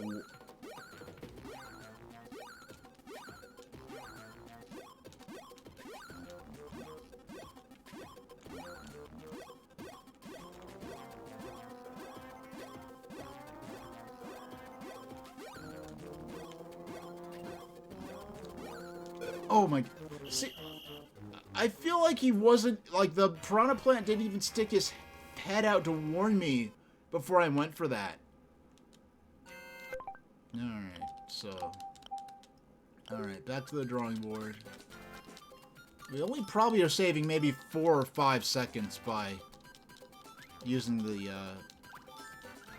restore point anymore. Amazing, you can go right to the final attack. You get tons of coins to go in. Alright, hope you can win tons of coins. Forgot to tell you, never overdo it. Da-da-da-da-da. You have to mash through all of this text. Yep. I seriously doubt. Let's see. Bill Bounce. Short sword stack. You know what? Yeah, you know what? I think we're going to...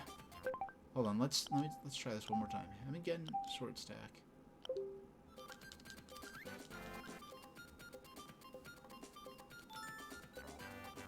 No, I want to go with...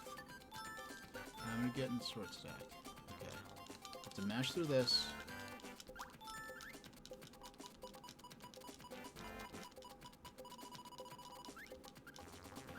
I'm going to get in short stack. Okay. I do believe. Let's see. Alright. Alright, it's official. It's official. I'm going to quit here.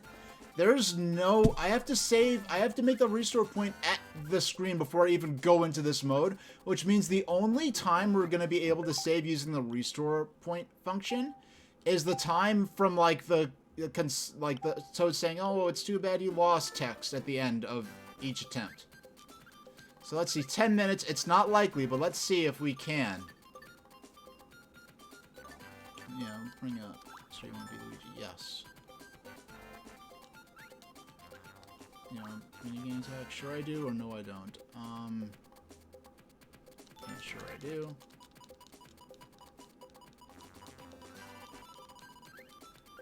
These can go right to the final attack, you get tons of coins, da da da da da.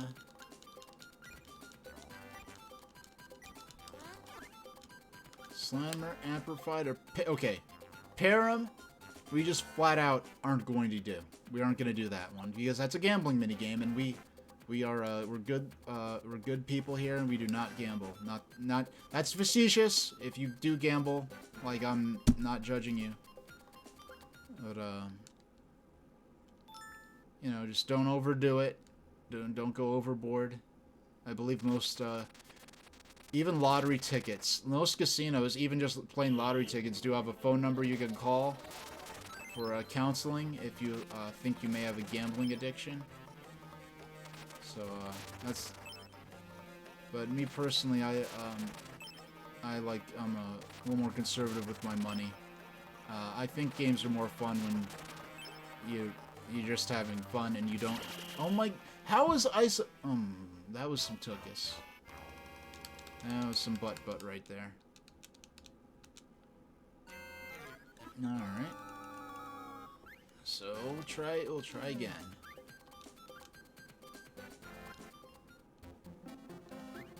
Alright. So, minigame attack. Actually, no. Actually, I do want to use the restore point. Just to see if I get... No, see, that one is so... There's really virtually no point in using the restore point. I'm just interested to see if... So at this point, the minigames are already locked in that I'm going to get.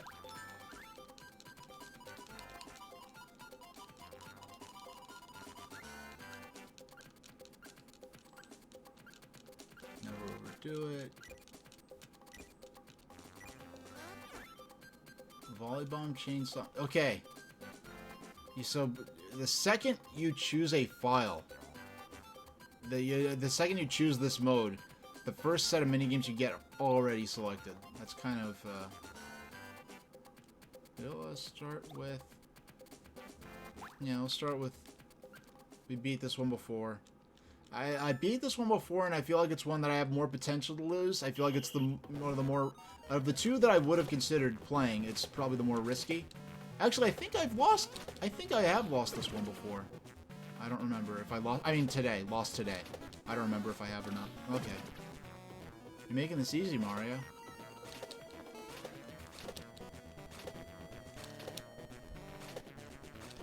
Oh, no. Okay. Yeah, I was a little overconfident in Luigi's hitbox there.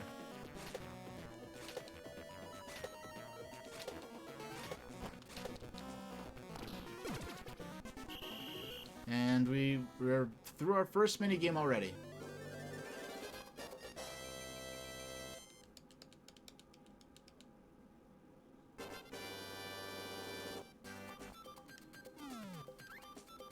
You did it. Well done. Keep it going. Oh, and by the way, I did what I've been streaming for 36 minus 10. Oh no, an hour and 36 minutes. So basically, I've been streaming for 90 minutes, and I got the stream. I mean, an hour and 30 minutes, not an hour and 90 minutes. An hour and 30 minutes, and I got my Moderna booster about 40 minutes before that. So we're like well over 2 hours in. I'm not feeling anything. Like, I feel the pull of the Band-Aid on my skin more than I feel where I got the shot, so... I'm having a blast so far. Okay, pick the minigame you think you can beat. You're gonna pick... Melon Folly, Slammer, Sled Slide. I'm gonna pick Slammer. I believe this is a dual minigame. This is one I think I have more... Okay, A, B. You can defend, too. Okay. Oh. What is happening? What is happening? Oh, okay, sorry. Alright, I forgot. I didn't realize what was happening. I remembered, like, the visuals of it, but I didn't remember the actual rules for it. Ah, okay. So I'm already at I'm nearly even now. Alright, so now I'm in the lead again. And... Man, defending is... I've attacked him mainly by defending just because so far, mostly Yoshi's is the one whose face appeared on the duel thing. So that's a cool... This is like a version of Chicken, but like better. I like it. Like, there have been other chicken-based minigames in like Mario... and WarioWare games, and I think this is one of the better versions by far. That's a fun one. Okay. Because I know that one we just played, that's appeared several times during the stream, and I feel like I forgot exactly how it works, so I don't want to be too... So, 3 mini-games that I know I could beat all of them. Dreadmill's the one okay, I'm gonna actually... I tend to be talking a lot while playing Dreadmill. I'm gonna focus on this, because I know generally I'm not so bad at it. I usually have a better margin for... Hitting the spikes doesn't doesn't end the mini game. I don't instantly lose, but it does waste time. And this is a time challenge, really. I don't have hit points. Just I just have to beat the game in the allotted period of time. And when I do get hit, I'm gonna iframe abuse.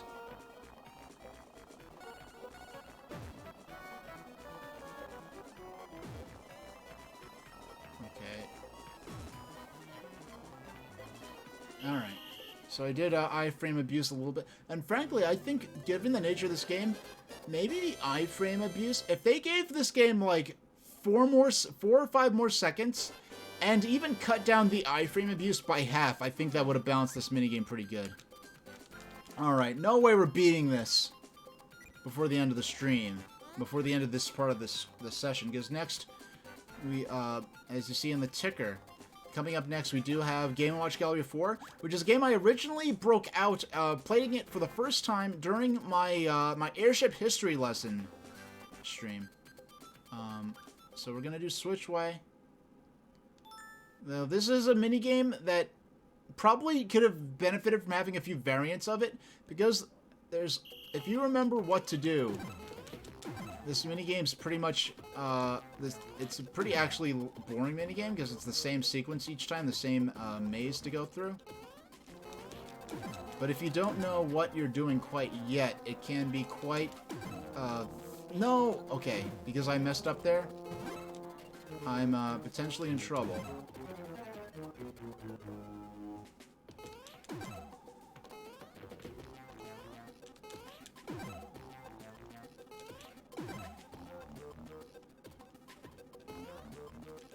I almost got direct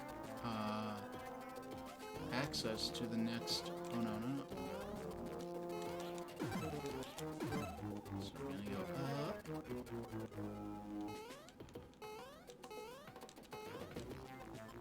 I don't quite...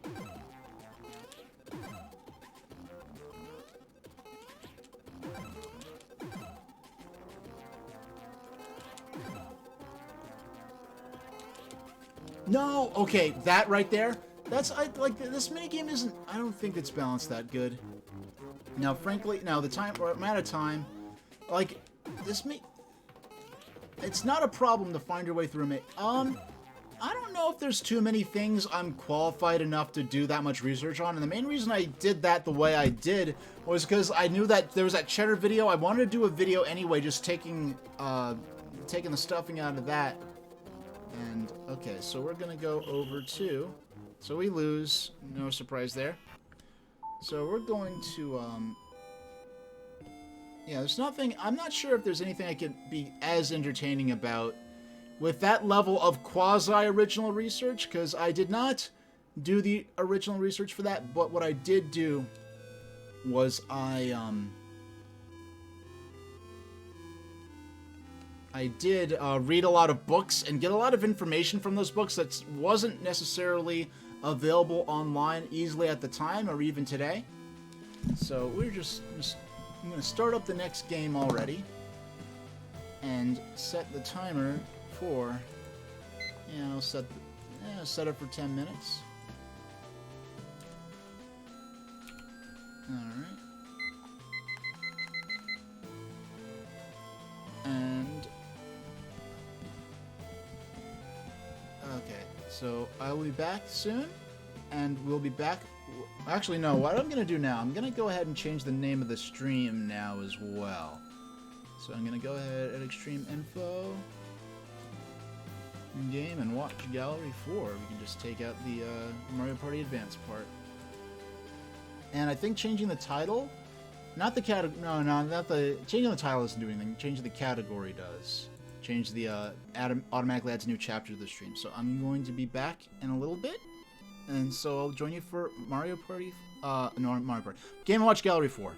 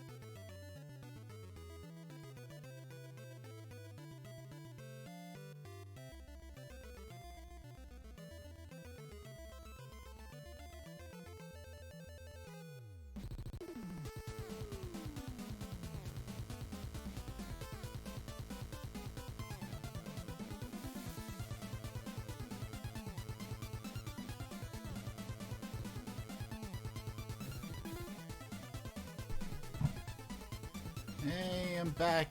If anyone was peeking at the console cam there showing the Wii U that I'm playing this on, then you saw me getting ready for the game. Now, what I didn't realize is that... Now, this is really awesome, actually, because I never played the original version of this game. There we go.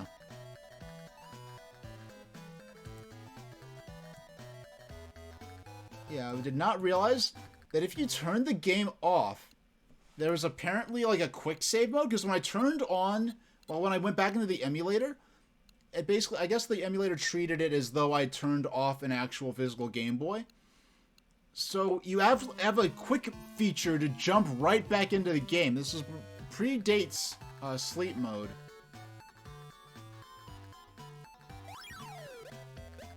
Alright, so play the game. Let's start with something simple like fire. Now we also have unlocked Donkey Kong 3, Donkey Kong Jr., Mario Select Factory, Rain Shower, Boxing, Fire. I have not played any of those games. We'll start with something that I know for sure. I know what's going on. We'll start with Fire. Now, okay, modern. We'll play classic first. The simulation of the original. What I found interesting, I was aware of this, but I'd never really... These games in Japan, possibly in Europe as well, are actually known as game... They weren't called Game & Watch Gallery, even though these are remakes of Game & Watch games. For some reason, instead of calling them Game & Watch Gallery, they were called Game Boy Gallery. Which almost sounds like they should be a compilation of those early Game Boy games, like Super Mario Land and Alleyway and Tennis. But yeah, this whole series was called Game Boy Gallery, and definitely in Japan, possibly Europe as well. And for the first time, I actually saw the box art for the game, and it actually says Game Boy Gallery in English, which makes me wonder if it's the Japanese one or the European one. Now, the Game & Watch logo, for instance, is like the same in all territories, even if it's in Japan. But it's just one of those things that I have to look into to find out more about. Now, this is one of those games, like, if I could, I really do wish that they released, like, there's all these, like, these sort of modern Game & Watches that Nintendo started making. Well, all of them. I mean, all of two. Well, technically, there was the remake of Ball. That was a Club Nintendo giveaway. And that was actually just the original game Ball from 1980 or whenever that came out. But then they did the Super Mario Brothers one, which had the Super Mario Brothers NES game on a Game & Watch. I mean, on a Game & Watch format device. And then a sort of Mario-themed recreation, sort of like what we're seeing here, like an LCD simulation of those, those pre-drawn graphics of Ball, but where you're playing as Mario instead of the generic character, which has since come to be called Mr. Game & Watch. Due to the Smash Brothers appearance of incorporation of Game & Watch lore into Nintendo's history to make a fighter out of it. And I really wish Nintendo would either make more, like, what I wish Nintendo would do is they'd make, like, I know, like, a lot of the actual Game & Watch, original Game & Watch units had customized controls on them. But just make a Game & Watch with, like, A, B, and a D-pad. And then release every game that could work using A, B, and a D-pad. Any game that doesn't need two screens or need any kind of crazy unique switches or anything. But most of these games, proven by Game Boy Gallery or Game & Watch Gallery itself.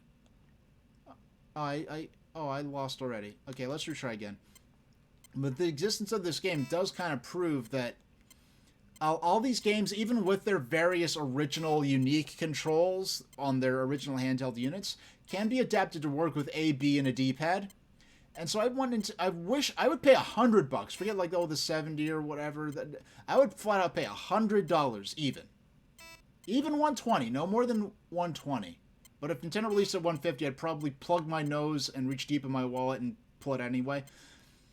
I would want Nintendo to come out with a Game & Watch Classic Edition that has every Game & Watch game, because a few of those Game & Watch games were licensed, and so Nintendo can't re-release those. Like some, I think, use Disney licenses and Popeye. But a Nintendo to take every single screen Game & Watch game that could be adapted to work with A, B, and a D-pad, put them on a single handheld unit with the sort of same physical form factor as the Super Mario Bros. Game & Watch, and release that as the Game & Watch Classic Edition. To have all of those games, those are like such perfect time waster games. Even more, like, I would carry that thing wherever I went, everywhere I went for the rest of my life. If Nintendo came out with that, and I'd probably buy even one or two extra as backups in case one got lost or got put through the wash or something like that.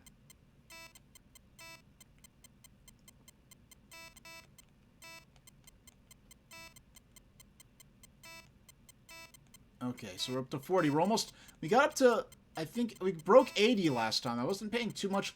I actually didn't really look at the high score until we got to the end. And I do believe we are already ahead of where we got, because I think by the time we got this far the first time, I had already dropped at least one of the guys. But it's really incredible the extent to which my brain sort of fills in the gaps in terms of, you know what I'd like to do for these? When I'm playing classic mode on these, I'll get like I wonder if I could find like subway train, or riding a train sort of ambiance. I know there's some that's meant to, like, be a relaxing ambiance, like riding like an overnight train ride through the snow in a forest kind of ambiance, but like riding like a commuter train type ambiance I could find to run in the background. Because the inspiration for Game & Watch, oh shucks, almost got to 100 without missing a single guy. I believe the inspiration for Game & Watch was that Gunpei Yokoi saw a businessman on the Shinkansen bullet train in the early 80s, and he was just fooling around with his pocket calculator. And because he doesn't have anything to do, and there's nothing really to do with the calculator except for, like, crunch numbers on it, so he was just playing with the calculator, making numbers, I guess, like, come and go. And I guess Yokoi was thinking, like, can we use the technology in that calculator to make some kind of, like, game or toy or amusement device?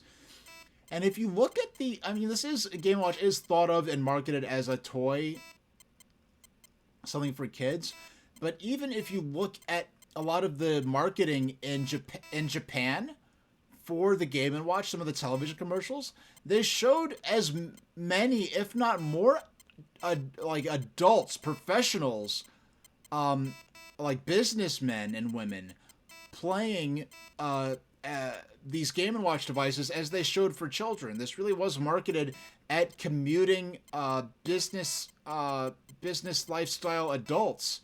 As would be the case later on when it came time to market the Game Boy with the original Game Boy with Tetris, when they were really marketing these as time wasters for, adults in train and plane rides and in waiting rooms, as much as they did. Now 138. Let me make a more serious attempt at seeing how far I can get, and then we'll switch to the modern version. If I crunched my numbers correctly before I came back on stream from my break, I should have set this timer. I otherwise would have liked to do 2 hours per game, but because I do have other things I need to do tonight, and I did set my oven. I did set the timer, I believe, to end at 8 o'clock. Because otherwise I would have liked to do 10 minutes per game. 2 hours per game. And maybe end it round about, like, a little after 7. 4, 5, 6. Yeah, well, actually, I would have ended at about 8 o'clock anyway. So that was 90 minutes for the first game, Mario Party Advance. I believe I played for 90 minutes. And then I played for, like, an hour and 15 or something like that when I set the timer for 76-ish minutes, I believe. So it should, the stream should end, or at least the game, because I do usually spend a minute or two at my my hold screen at the end. Playing, you know, just talking about, you know, just thanking everyone for dropping in and talking about the next scheduled stream. Which I do. There are so many, doggone. I already you know, I want to... No, that's not an option. I want to... If I start... Well... There's no option to just quit. Because I've already lost a guy, and I'm not even up to 50 yet. It's gonna go ahead. We'll do this one more try. One more time. I have enough time to grab a swig of water still. In a future, we get even to by like 10 or 15. There's not quite enough time. But I do forget, because I'm going on actual Game & Watch logic where there's no pause button, I can press pause. I genuinely did forget that.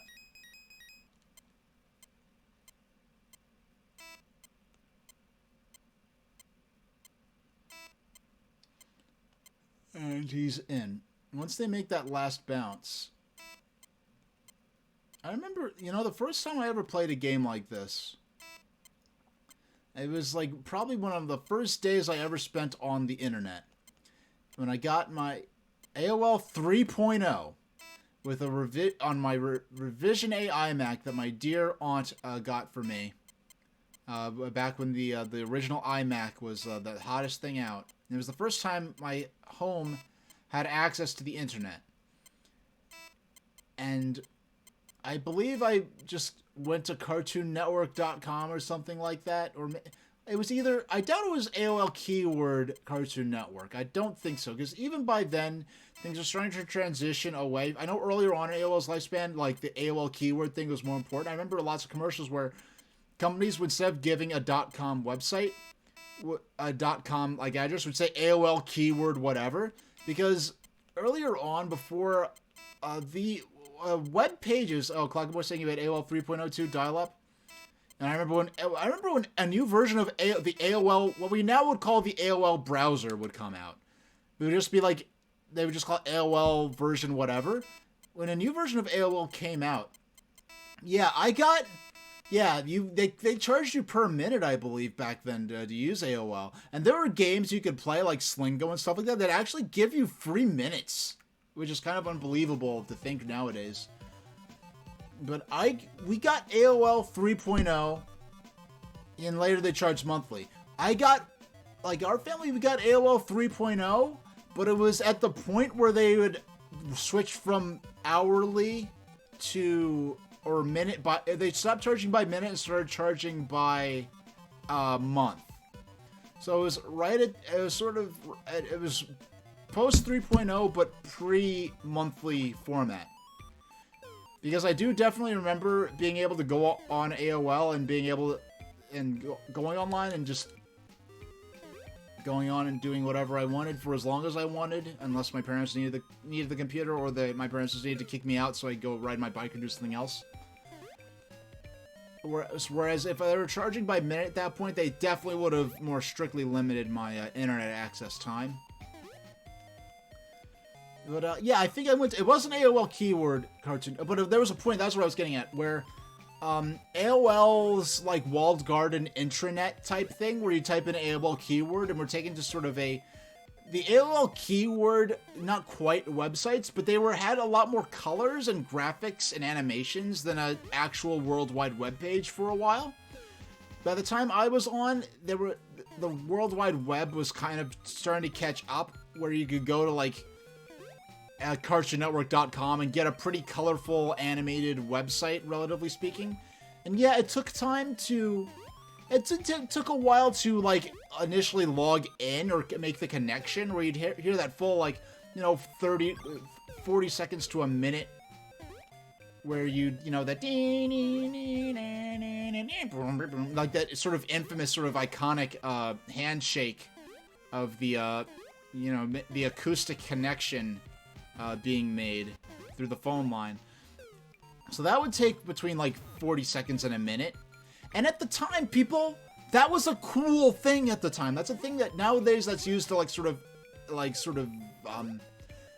sort of signal that something's taking too long and you're impatient. At the time, hearing all that noise was like, oh, this is the sound of the future at the time. Like, oh, I'm connecting my computer via a telephone line. This is so cool. But, so it would take like 40 seconds to a minute to make the connection to the internet. But the internet itself was structured that I really don't remember waiting more than maybe 10 or 15 or 20 seconds for a web page to load. Because the web pages, even if they had like a few images on them, were much simpler web pages that were designed to load quickly given they weren't like if a modern web page on dial-up would just a lot of pages would barely even load nowadays. But the web pages at the time made to load on the connections of the day with the computers with the specs they had at the day, actually I loaded up fairly reasonably quickly. Like there was a point where I had I had a G3 iBook. Oh man, this is a lot harder actually than the classic version because you can't take the graphics, and with the old graphics it's a lot easier to tell which one's going to fall first. But I remember there was a point where our desktop computer in the living room, a Windows ME computer, had a broadband wired connection. Meanwhile, to use my G3, my 2001 model iBook, it was like it wasn't the candy colored iBooks. It was one of the white, more like staid, more sleek looking models. The one with the whole white, that sort of really started the whole white aesthetic Apple was going for throughout the 2000s. But to use the internet on that computer, I would have to drag a phone line across the house to my bedroom or to the backyard or the living room or the kitchen or wherever I wanted to use the internet at. And I remember there being a time where the broadband computer, like our desktop, was useful for downloading large files. And if I wanted to watch a video game trailer and download that on, I download it on the PC with the broadband. Oh, I'm not supposed to put the bomb in there. I did not understand that. Okay, I'm supposed to drop the bomb on purpose. Alright. Yeah, I'd use the desktop computer with the broadband connection for downloading game trailers or downloading music or things like that. Meanwhile, using the telephone connection with my iBook, aside from having to drag the phone line to wherever I was in the house, there was no real advantage. I don't remember thinking once I got used to. The main advantage in broadband was for download speeds for large files like music or videos. It wasn't something where browsing the web, I really felt was kind of a fungible experience between this is around, say, 2001 or 2 when we first got broadband.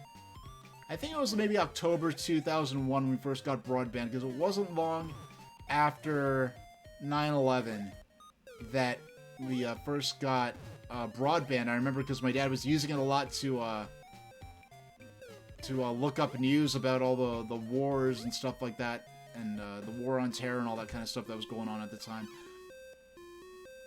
So it was like I'd say late September or October 2001 that we first got broadband in our house. And so it was a revolution in terms of being able to download large files like music or music or videos. But in terms of web browsing, it was just as well doing it, to me at least, on my iBook with the 56K connection as it was doing it on with broadband. Because at the time, the web pages were still being made to be dial-up friendly. I remember by like 2005, that's when you started seeing, like, I remember threads on forums. If you had any screenshots, like on game forums, if you had any screenshots in your post, you'd put in parentheses 56K to sort of be as a courtesy to people using 56K. I think the last time I used dial-up internet was 2006, because 2006, I started college that year, and I was still using, when I would use my my iBook, I was still using 56K to plug the phone line into the computer, because that computer did not have Wi-Fi built in. And then when I got the MacBook, when I got the MacBook, which was like the first, that was the first Intel-based consumer tier Apple notebook. Because the first Intel Mac whatsoever, I believe, was the MacBook Pro, which is kind of funny. It was called the MacBook Pro because there was no MacBook yet. It was like the MacBook Pro replaced the PowerBook line. And then we still had the iBook, which was using G4 processors at the time, but I still have my 2001 G3 model iBook. And the MacBook Pro was the first computer I had that used Wi-Fi.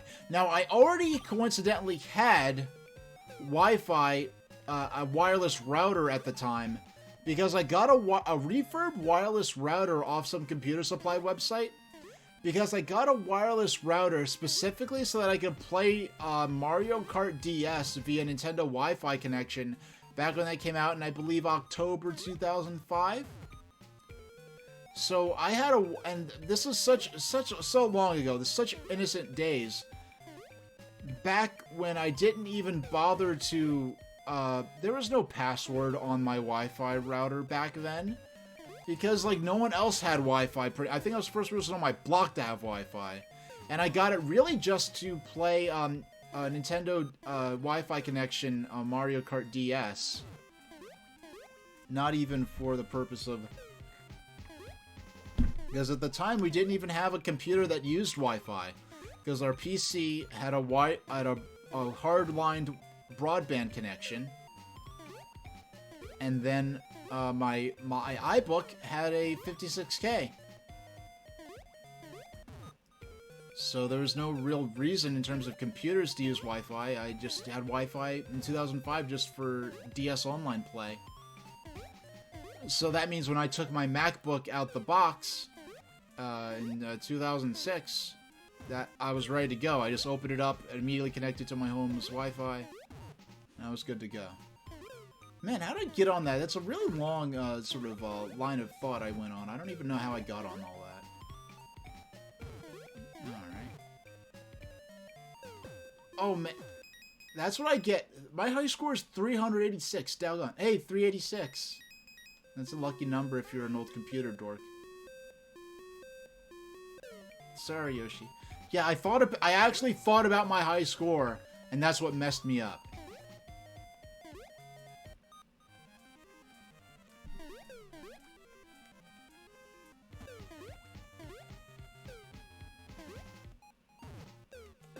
Oh, doggone. I already got another loss out of this. Alright.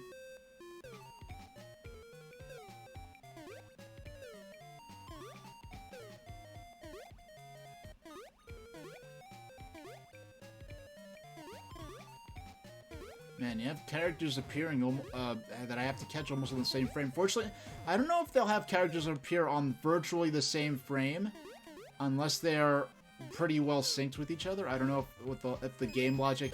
Oh my, I moved too quickly. At least I got to 100. And that's game over. Let's try again. And all the modern versions of these songs are incredibly addictive.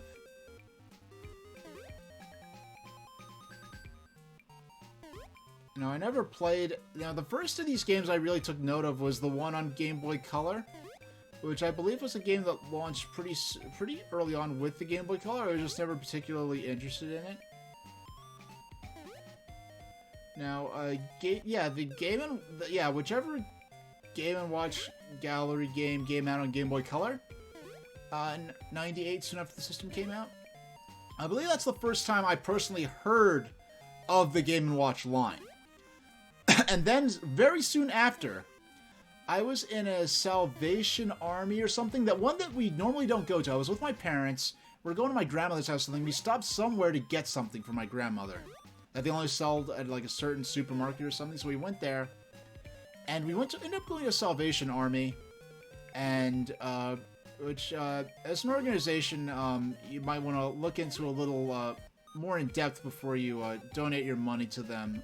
There are lots of charitable organizations that have less baggage, and the money's probably maybe being used a little better.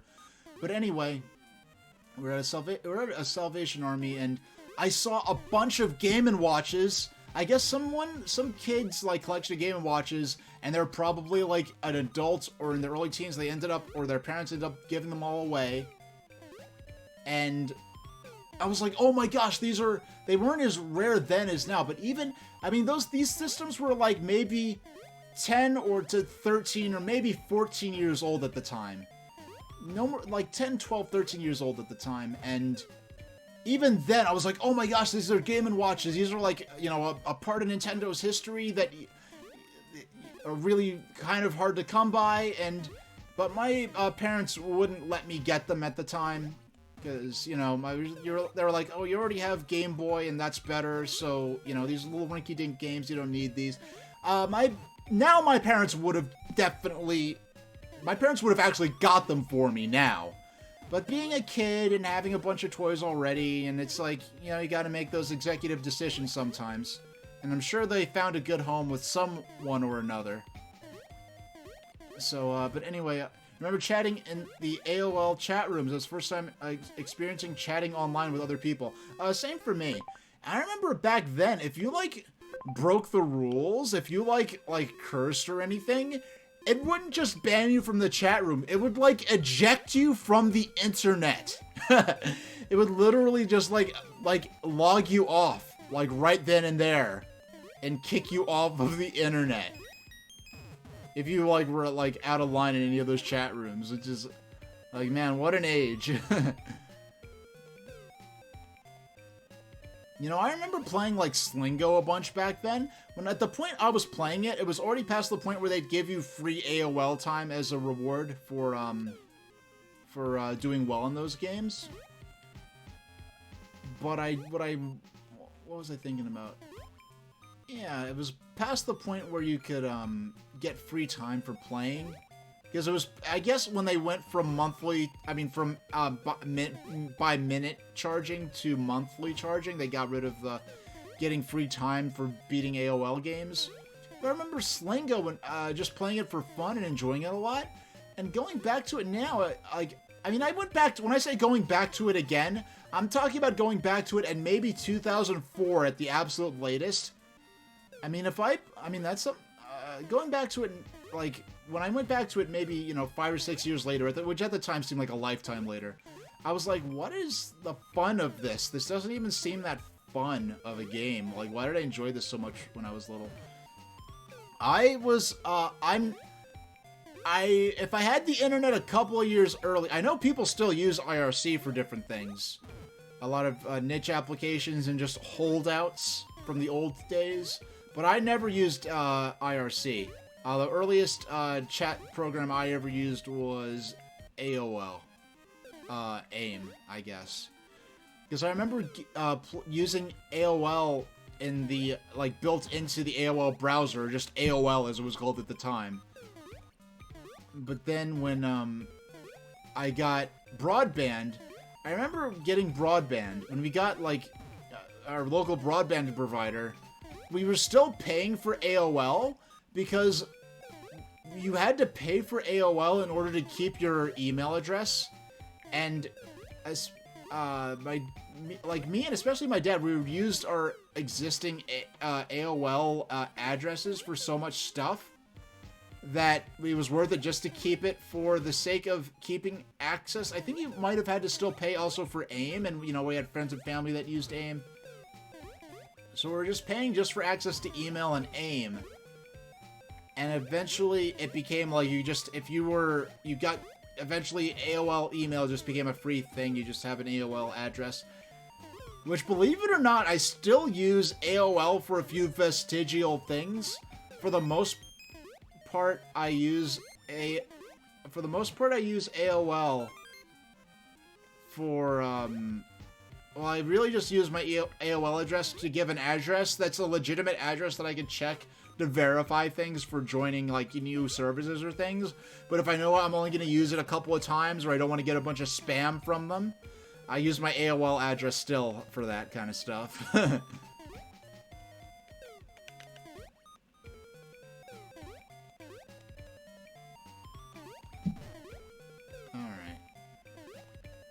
Yeah, this fire's been going on for a while. I mean, it's good that we're saving people, but I get the impression at this point that perhaps this venue was beyond the recommended occupancy level for its intended capacity as directed by the fire marshal. So this building is probably over capacity to begin with. And then on top of that, this fire's been burning for quite a while. You'd think, I mean, it seems like that we're here as part of the fire rescue team, getting all these people over into the ambulance. However, I would say that it's probably time to question why there isn't another truck helping to put this fire out. I'm gonna guess this is like a facade of a castle and not like a fiberglass facade castle and not an actual... Oh, and we got 260. So let's see.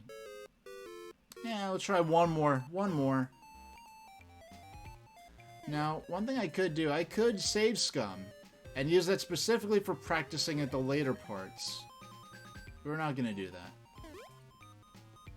We're just going to continue on as we were.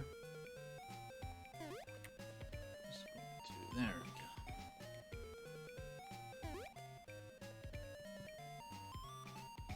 go. Bounce, bounce, bounce. Okay, 6. Now it's a bit, yeah, it's a bit of a, yeah, with this, what was the last one we were playing? Oh, no, I guess, Yeah, I guess with these high score games where it's such a simple method of action that takes so long to get back to where you were before, maybe in a sense the sense of loss when you do finally take the L, the inevitable loss, is a bit more severe. The punishment feels more severe. The punishment must be more severe. To make a Dark Knight Rises reference. Yeah, I guess the punishment might be a little more severe in this than in Mario Party Advance, because with this you're doing one repetitive action so long. I'm glad I remembered not to save the bob-ombs.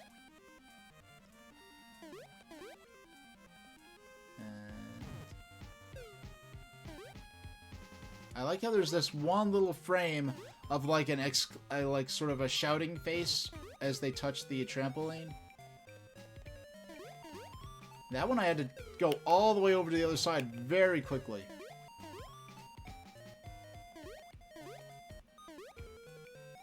One, two. And up. And bounce. Bounce.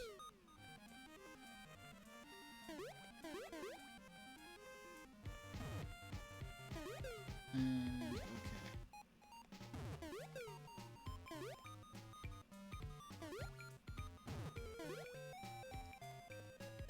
Alright, and okay. And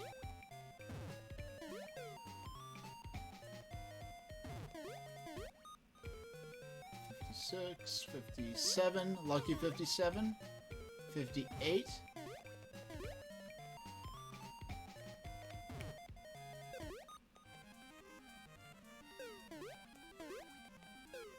And 64, 65.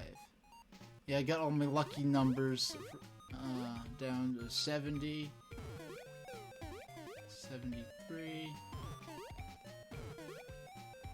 You know, what would be cool is if I could just brush up on my trivia And each time I get one, I'd really, very quickly, well, every so often, I just, like, say a piece of trivia of some kind from, like, I guess just, let's say the 20th century. And I'd say, like, some event that happened in that year. Like 95, 96, 97, 99. So 2000, so 2002. Yeah, that was the year that, well, 2003, that was the year that Nintendo had that infamous E3 with, where Pac-Man Versus was one of the highlights. Now, 2005, that was the year Nintendo Wi-Fi connection started. 2006, the Wii came out. 2007, that was Mario Kart Wii, I believe, came out that year. But, you know, it's funny, I never actually played Mario Kart Wii. I love Mario, like, I got Mario Kart DS the day it came out, but I didn't really, at that point, I was in college, I didn't really have friends over to play with as much. And, you know, if I lived on a campus, in a dorm setting, maybe I would have had more friends to play with, in terms of having a Wii and having some pals over too. I mean, I went to a college that actually had dorms on it. It was like as much of a commuter. It was really more of a commuter college than it was like a kind of college where you need like that had a sprawling campus where you had like, you know, dorms and stuff.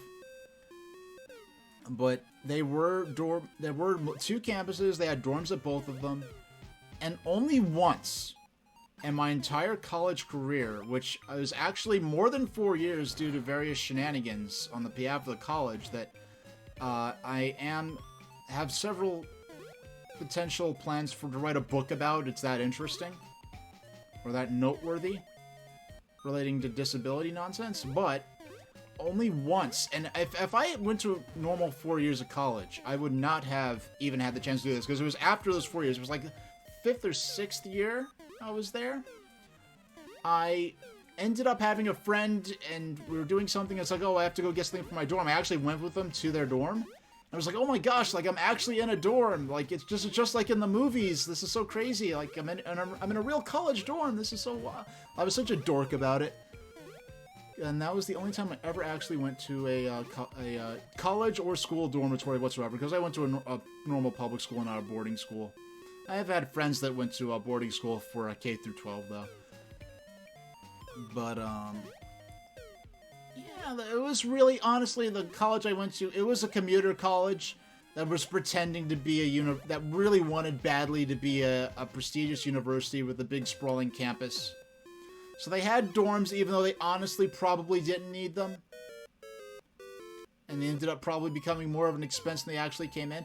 It got so crazy that towards the end, the college started having students from other, more popular colleges use their dorms. And there was a shuttle bus between that college and the outside college that students were using that as a dorm too, so which is kind of embarrassing. But that was signs that your college is about to die. But fortunately, I was able to get my degree before the college actually dies. Now, the college got disaccredited, not due to the quality of the course of study, but due to administrative problems. Which, it's funny, because a lot of my problems were due to administrative stuff and not the quality of... Like, it's not like it was like, oh, it was a college that had a bad course of study or something like that.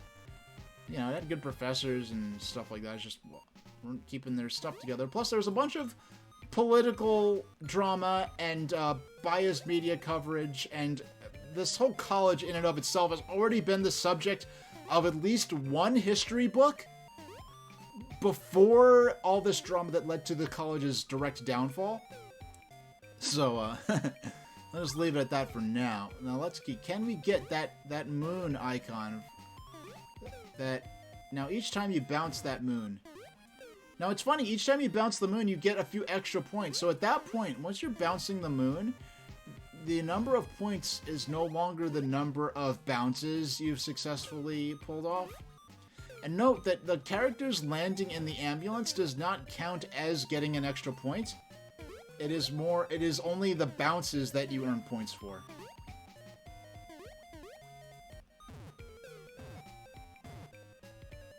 So bounce. 49. 50.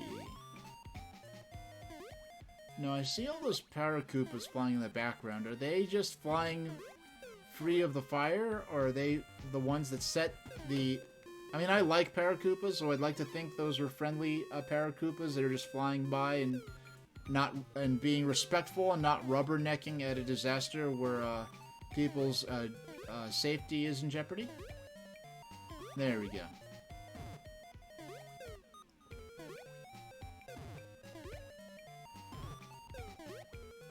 And bounce, bounce, bounce, bounce, bounce, bounce, bounce, bounce, bounce, bounce, bounce, bounce.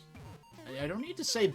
It's funny, like, why am I saying bounce each time? The game already has its own sound effects.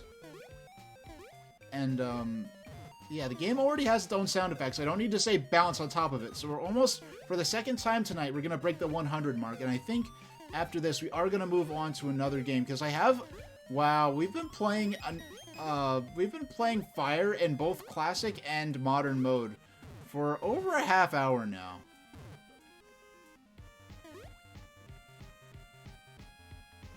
No, it's funny, I've got to 100. I guess, at what point does the time of day change? Is it 110?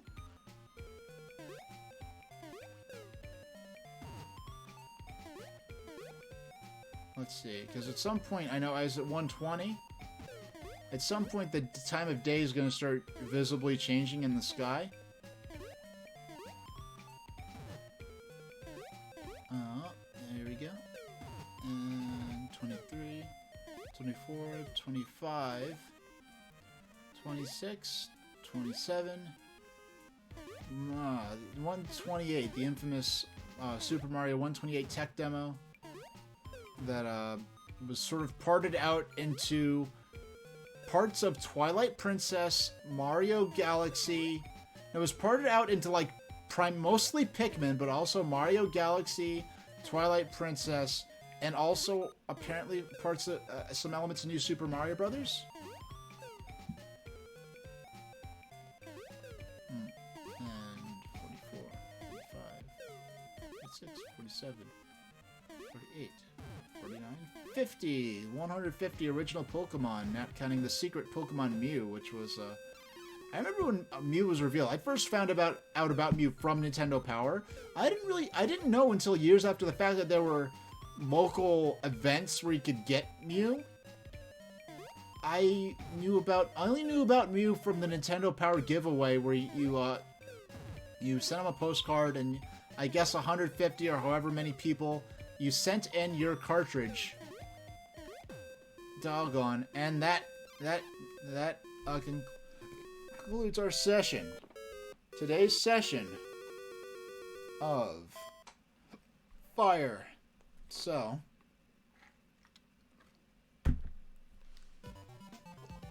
let's, I'm glad I chose the right Game Boy for this, this frame. So let's play a little Mario Cement Factory. We're gonna play, yeah, Mario Cement Factory. We're gonna start with Classic Mode. I believe this game originally, oh, okay, see, look, I already messed it up. What? I don't know what I'm doing yet. I have to remember how this game even works. Oh, you know what? Okay, I forgot it. I'm moving the... What am I... Okay, there we go. You know what? This is a game that... I remember this before, but this is a game that's definitely better in modern mode than you could due to the nature of the graphics. Okay, now I remember what's going on. Okay. Yeah, Mario Cement Factory is a game where the, like, ball works fine with the, no, I forgot I'm also riding an elevator around.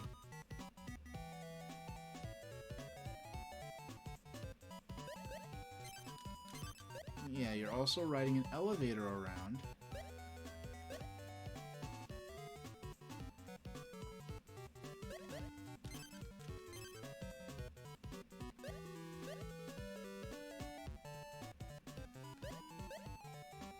Yeah, the limited, like, binary nature of the graphics where a particular graphic is either completely on or completely off with no in-between makes it a lot harder to, I guess, judge what's going on, or the intended... It makes it harder to figure out what's going on in the game. Whereas this, with the better animation, it's a night and day difference. Because I remember, I didn't understand what was going on in Mario Cement Factory until I actually played this version. Now, with its better animation and graphics. Generally, I feel like Game & Watch, at least as far as what I've played, really does a good job of nailing that balance in between. Like, I feel like, I know Angry Video Game Nerd kind of also said this in his review of a lot of the old Tiger Electronics LCD games. But, like, Tiger Electronics, even as they made these into the 90s, whereas these, I believe, were basically 80s only. Once Game Boy came out, the Game & Watch line and its successors really kind of went by the wayside. But the Game & Watch did a good job not being too ambitious with what happened in the game, with the gameplay. They really stuck with what the technology was able to depict easily and what was fun. Whereas Mario Cement Factory really does kind of push the limits of what could reasonably be considered like good use of the technology, because it's so...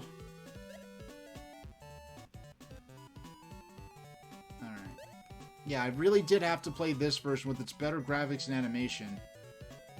Because, like, let's say... If we take, for example, Fire or Ball.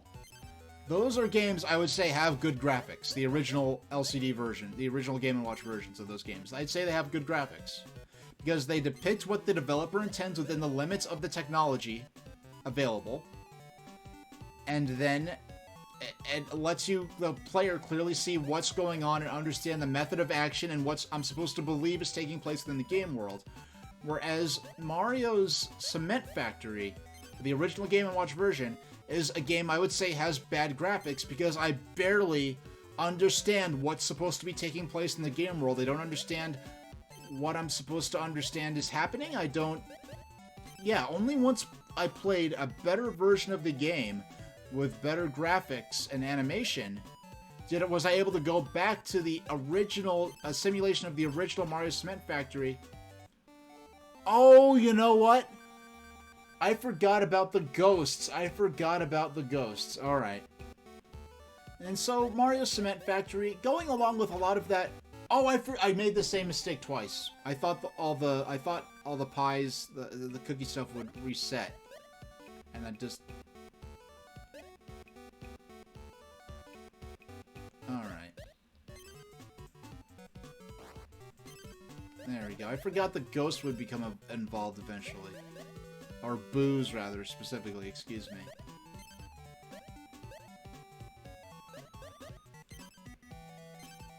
Yeah, a lot of these early Mario stuff, I guess going on from Donkey Kong, where he was a carpenter on a construction site. Going from that over to, a lot of these other things were Mario Brothers, where he's a plumber, and Cement Factory, where he's a construction worker again, but in a different capacity. Mario Cement Factory for Game & Watch, Mario Brothers for Game & Watch, which was Mario Brothers for Game & Watch is not like the arcade game. It's about Mario and Luigi working in a factory, packaging things on an assembly line. So a lot of this early Mario stuff in the earlier 80s, the pre-Super Mario Brothers stuff, really seemed to focus a lot on the theme of Mario and Luigi doing industrial tasks. Whereas here they replaced the industrial feel of Mario Cement Factory with sort of industrial...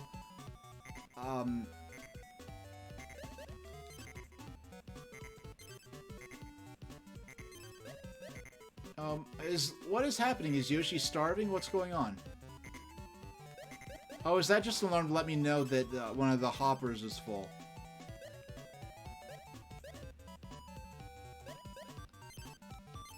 Yeah, these games can get hard to lose out on because my perception is that it's basically... It just takes so long to get... Because now things are interesting, I'm having more fun, Obviously, it's going to ease you into it each time to get to that more challenging level. Literally so. Whereas in the time it takes for you to get to things to get this fast, it's so slow to get back to that point.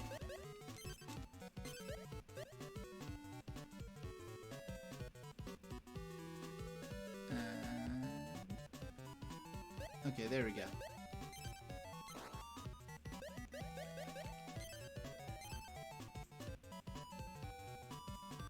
No, I don't want to lose anything. Gonna let that through, let that through. Yes, they swapped out the industrial feel of the original Mario Cement Factory with this more, I guess this more comfy sort of bakery theme where you're making cookies and donuts for Mario, for Yoshi and Toad. Now, I'm guessing the logic here is that Toad's an actual employee, whereas Yoshi is just our pet. Oh, I forgot, if you fall down on the yellow stripes, I mean, just like in an actual industrial site, when you see those wasp stripes, it means, warning, this is a hazard, stay away. So, should have been hip to that, but we could always let it happen.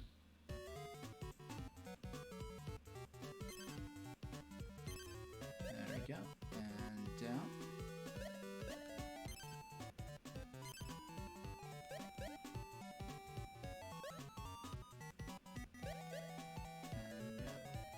Oh, no, I have to go up. Excuse me.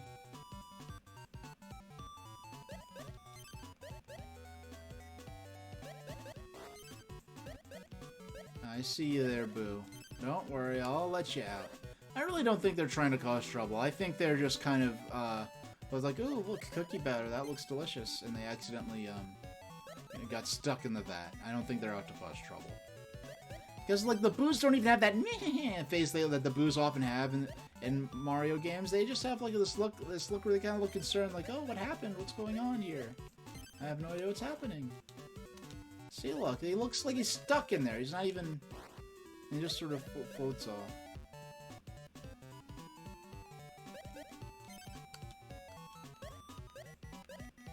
No. Just gonna let that float over and hop, hop. And we'll let the ghost out. Yes, I know there's a full hopper. We'll take care of it. We're on it. I'd love to have a job where you got to pull a big lever like that. That would be a lot of fun. And I do like this somewhat of a tie-in with Yoshi's Cookie, a puzzle game. You know, the closest I've ever come to playing Yoshi's Cookie is playing the Yoshi's Cookie themed puzzle mode in Tetris DS. A game which sadly, between the dual screen element and the Tetris trademark, that's rights to Tetris floating between companies, unfortunately Tetris DS is probably never going to be re-released again in any way, shape, or form. So someday I might have to resort finally to unofficial means to play that. I don't want to. I really do treasure.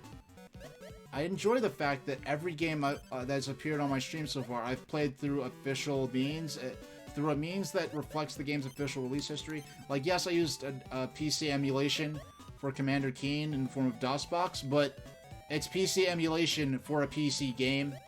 So, .exe files do not run natively on modern Windows, as it turns out. The computer... Okay, I see you there. I'll get you out. Don't worry, little guy. I really do think of them as just kind of being there accidentally, rather than trying to cause trouble.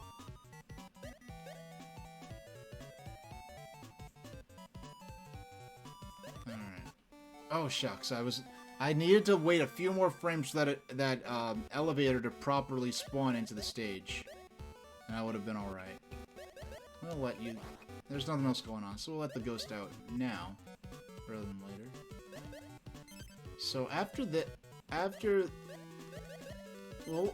this go, we're gonna try another game for the first time, because all I've spent maybe 5 or probably 4 or 5 or even 6 hours between the last couple of times I played this and now playing just Fire and Mario Cement Factory, and it's kind of wild.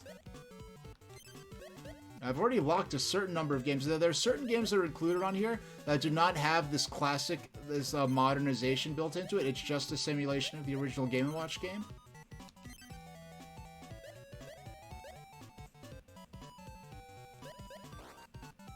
Alright. And we'll let that drop in there. And drop. And drop. There we go.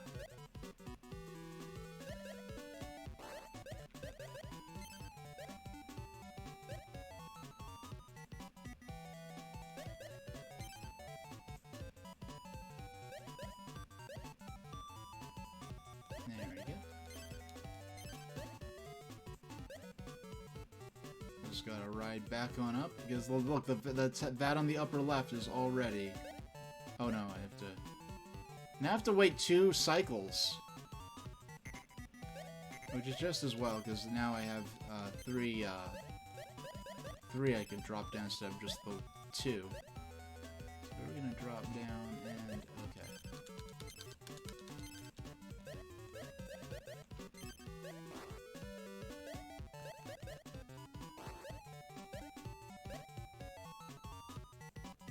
And up, and up. I'm gonna hop on over and... okay.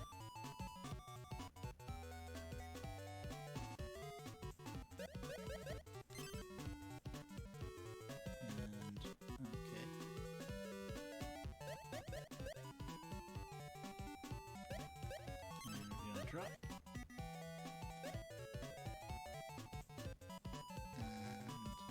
I'm gonna go up to the top level, drop those 2 down at once. Have I beaten 130? Let's see if we could beat my high score.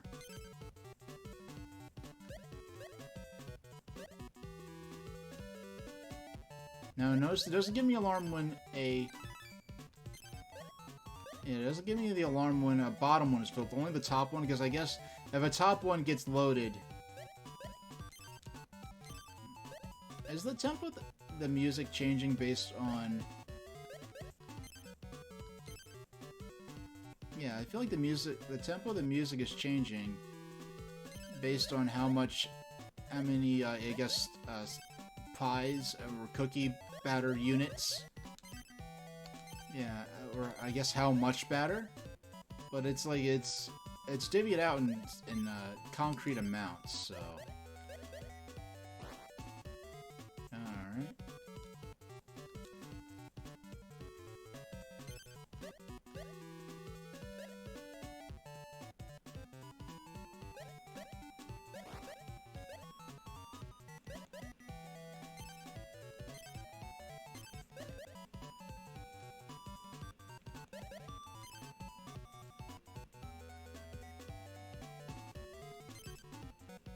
And hop back over, drop that one down, and while we're on this first level, you can drop 2 down.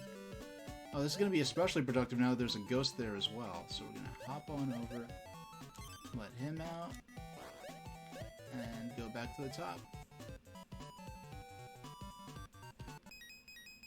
35. Only 4 more points away, actually 5. 4 more for matching, but we don't want to match our old high score, we want to surpass it, so...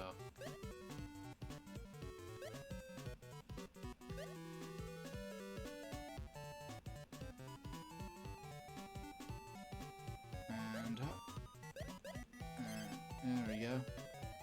Give something for Toad to do. Yeah, Yoshi as the pet just gets to eat cookies and donuts. Because Yoshi's the best and we all love him. But whereas Toad's an actual employee who's packaging the cookies and donuts. Now, I'm saying donuts because cookies and donuts, it gives a mix of different bakery sweets. Whereas it's possible that the round ones could just be round cookies that are flat. In which case, I think that, I mean, it's fine if they're ring-shaped cookies, but I like cookies and donuts. It makes it think like, you like cookies, donuts, muffins, like you think of a full, range of all the nice, sweet things, all the sweet, unnecessary food that bakeries produce. And we're gonna drop.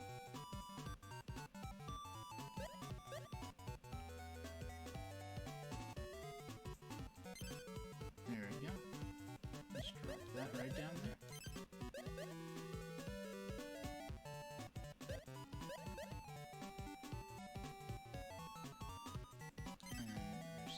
Stop that.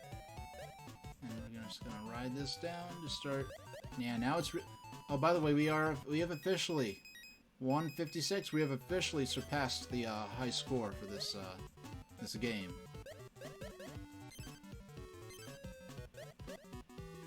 You know, it's hard to decide. It's very hard for me to decide if I'm having more fun doing this or Mario Party Advance, because like Mario Party Advance, there's more of like the element of just like you're more at the mercy of chaos. I feel like Mario Party Advance, whereas here, it's more strictly skill based. There's not much of a luck factor with this one. Alright, we're just gonna hop over. Eat, Yoshi. Eat. Eat. Eat that cookie in the shape of your face. Okay, there we go. No! We got a miss.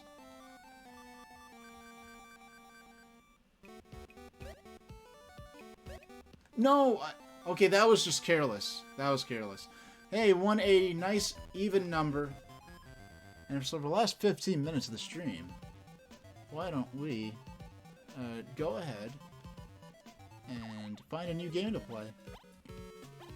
So it's this fire, boxing, range. I have no idea what Rain Shower is. Actually, no. Let's play Rain Shower just once.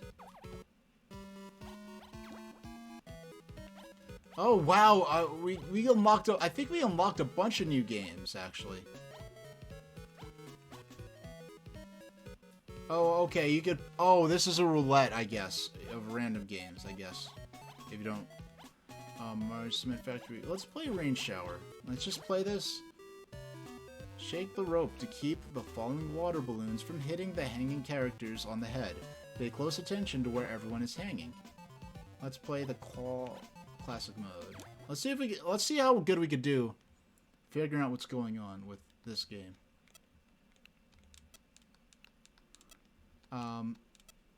Oh, okay, I see. No, okay, I think I get it. We're keeping the clothes dry. Okay, from the rain, okay. Alright. Alright.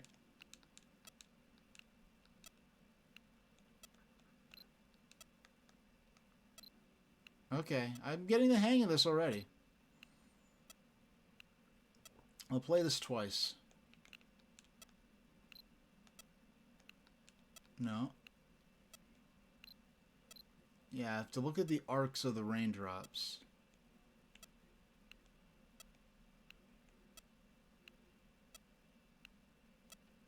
Yes, sometimes I don't even have to move the clothes. Okay.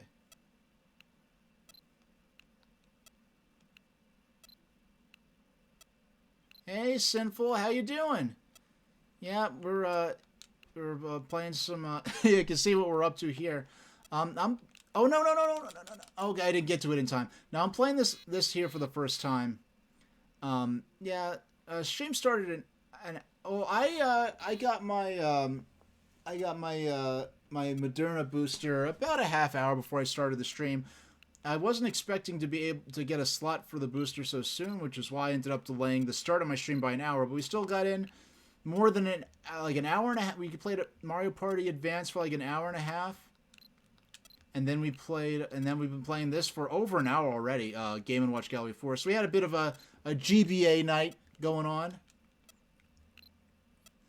And, well, last Saturday we played Commander Keen. I'm not going to be back this Saturday, though. I'll be back the Saturday after next. No Wednesday stream next week either. But you could type in exclamation... Oh, shucks. So that's 3 close down. But, yeah, Mario Cement Factory is a game, if you saw any of that. Yeah, Mario Cement Factory is a game that really kind of flirts with, like, Nintendo maybe trying to do a bit too much with the graphics that the game isn't really good at, that great at displaying. Where I couldn't even tell what was going on in classic mode for Mario Cement Factory until I played the modern mode. Then when I went back to classic mode, I could still figure it out. But the graphics are still very, Now we're gonna play modern classic. Let's see. This is the first time seeing the classic mode. So this is the first time I've ever seen this, and this is so this game, I believe, is the last appearance whatsoever of Donkey Kong Jr. down there at the bottom, which is something... Actually, I think Mario Kart Double Dash, Donkey Kong Jr. is in the background at some point. Now, the reason I think they used Donkey Kong Jr. in these games is because in the original versions of these games, they did still sometimes use Donkey Kong Jr. in, like, the 80s. Like, Donkey Kong Jr., I guess, became an obsolete character after the release of Donkey Kong Country, where, according to the official lore, I don't know if it's still considered canon, because it used to be rock solid, unshakable canon, that the Koopalings were the 7 children of Bowser. And then, I guess around the time of New Super Mario Bros. Wii, I guess because now that there's the Bowser Jr., like, Miyamoto retconned it so that the Koopalings are no longer Bowser's children, they're just, I guess, followers of Bowser, and only Bowser Jr. is actually his kid. I like the idea of... I remember playing through all New Super Mario Bros. Wii, believing that the Koopalings are Bowser's original kids, and then he had Bowser Jr. Because Bowser Jr. kind of seems maybe younger than the Koopalings, whereas the Koopalings might be maybe teenagers. Or maybe they perhaps didn't like some of the implications of Bowser having that many children. Even though they could have come from the same, like, clutch of eggs. I don't know. I don't know what Nintendo's thinking sometimes. But we are going to... now, if I believe... that moon is good to get, right? Yeah, you're gradually filling up. I see there's a... I just noticed that there's a moon meter down there. So we're gonna move that. Yeah, this is a much... I don't know, like, some versions, like, with fire, I honestly feel like the modern version plays equally... the classic plays equally well, if not worse. Equally as good, if not better, than the modernized version. Whereas with Mario Cement Factory, and with this game here, I feel like the classic version is significantly better. And I say that as someone is begging for Nintendo to make a Game & Watch Classic Edition handle that I'd gladly pay like 60 or 70 up to $100 for Nintendo to put every Game & Watch game that they can make work with A, B, and a D-pad and put them all on a Game & Watch system. Oh, what's going on? Princess Peach distracted me. What is she even doing there? Oh, I see what Bowser's... okay. I didn't get this. Now I understand. Bowser's throwing dye bombs. I couldn't tell what those things were. So he's throwing dye bombs, and now Donkey Kong Jr. and Peach are both dyed. They haven't dyed, they've been colored. They've been doused with dye.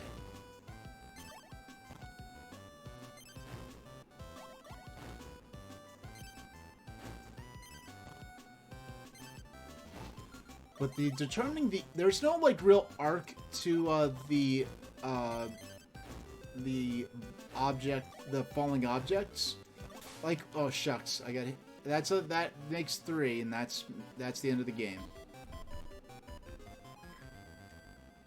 So let's go to the sort of... actually, no. Let's view the gallery. So Mario's message board. Let's see what message... I forgot what some of these things are. Autosave. Okay. Gallery corner. Okay. This may start out empty, but it will fill up with stuff as you earn stars in games. Get as many stars as you can.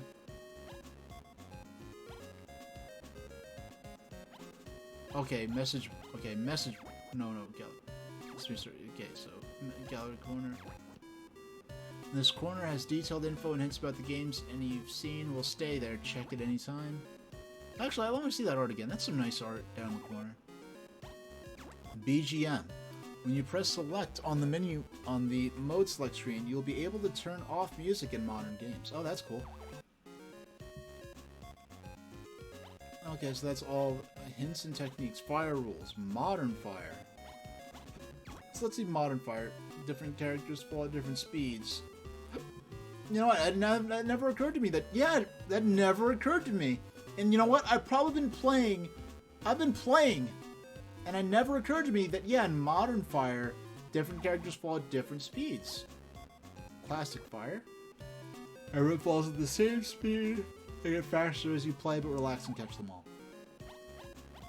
Rain shower rules. Shake the rope to keep the falling balloons from hitting the hanging characters in the head. Modern rain shower. Don't worry about avoiding falling moons. In fact, if you catch enough, something interesting might happen. Alright, these aren't that interesting. Okay. So, So, message board? Why do I only have 1 star?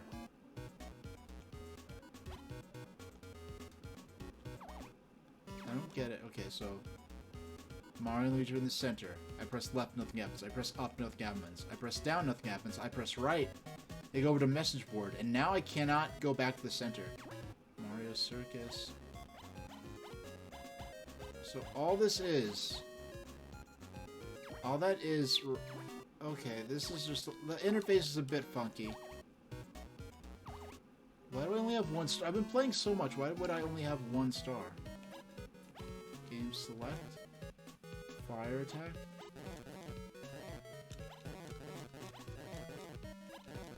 You know what? I guess I have not played enough of the games yet. But let's go ahead. Well, since we only have 5 minutes left, let's go back to... Yeah, so I got the Moderna booster. The only real, and I'm glad the stream is ending right about now. I'm glad I didn't play the full 2 hours for Game & Watch Gallery 4 and for Mario Party Advance, because... Yeah, it doesn't feel like I got punched in the arm by a ghost or something. Really what it feels like in my right hand, it feels like I've been playing video games for entirely too long, which is something I never normally do. So, I'm going to play Fire. And, how I'm going to play Fire is I'm just going to use my index and middle fingers on the D-pad on the Wii U Pro Controller. Okay, so modern. Let's see if... Yeah, let's play... Actually, no, it's... Let's get 1 Toad in there, and then we'll exit out. I actually want to play... To close out the stream, I want to play in Classic Mode. I do.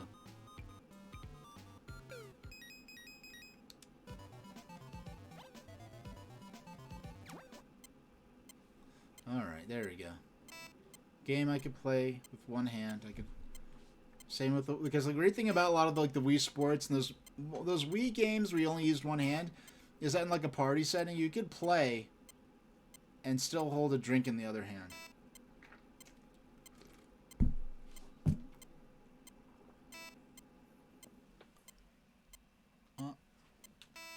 No, that was just careless.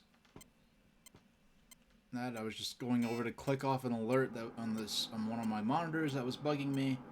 In the process of doing that, I ended up,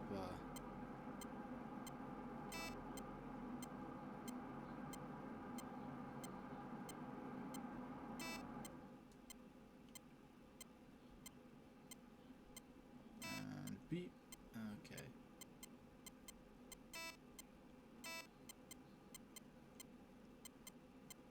Let's see. I mean, really, I know I'm not gonna beat my high score, which in this is what 138. I'm interested to see. Actually, okay. Exit. I want to try this. I want to see how many I can get in 2 minutes. In the last 2 minutes of my stream. Let's see. All right, here we go. We're live. How many can I get in 2 minutes?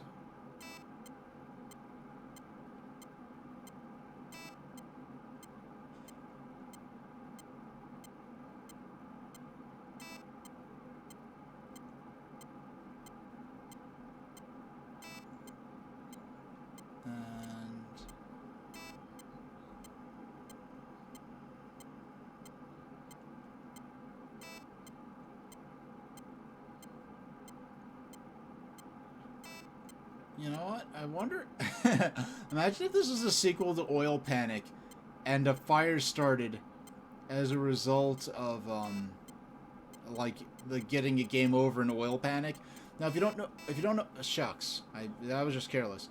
You know, if you don't know Oil Panic, now I did play Oil Panic and maybe a couple of other Game & Watch games, because back in like 2003, there was a website that basically had standalone programs that extremely faithfully recreated Game & Watch games, and I guess Nintendo shut it down.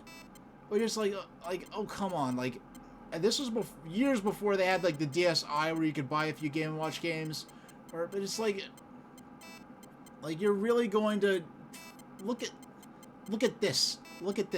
This is really something you're so dearly concerned about the intellectual property of. But anyway, but yeah, so I played, I got experience with a few Game & Watch games because of that, and really this was like before, like after DS was announced, but before it was really shown off. And I remember playing the simulated standalone program version of Oil Panic as a way to feel like, hey, like this dual screen gaming thing. We have a single game going. Okay, we have 46. That's what we got right before the screen. It ended there. So we are at the end of our stream. Next stream will be on Saturday the 11th, which is not this coming Saturday, but the one after it, at 2 o'clock p.m. Eastern Standard Time. We got maybe 15 or 20% of the way through Commander Keen 2, The Earth Explodes, the stream before this one.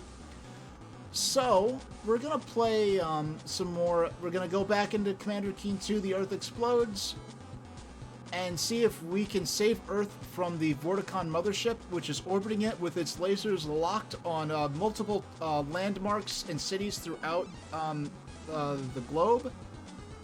And if I do beat Commander Keen, The Earth Explodes, I will move on to Episode 3 in a later stream. If we beat Keen 2, which I doubt, I only beat Keen 1 back in the day. I never beat Keen 2. Thanks, Clackaboy75. Thanks for everyone who showed up. If I don't beat Keen 2 at the end of the stream, what I'll do, if I do beat Commander Keen, The Earth Explodes, I'm going to switch over to Helios for the remainder of the time allotted for that stream, and save Commander Keen as a full stream for later on. So, that'll be it for now. And thank you very much for watching, and happy 1st December, only 25 days till Christmas.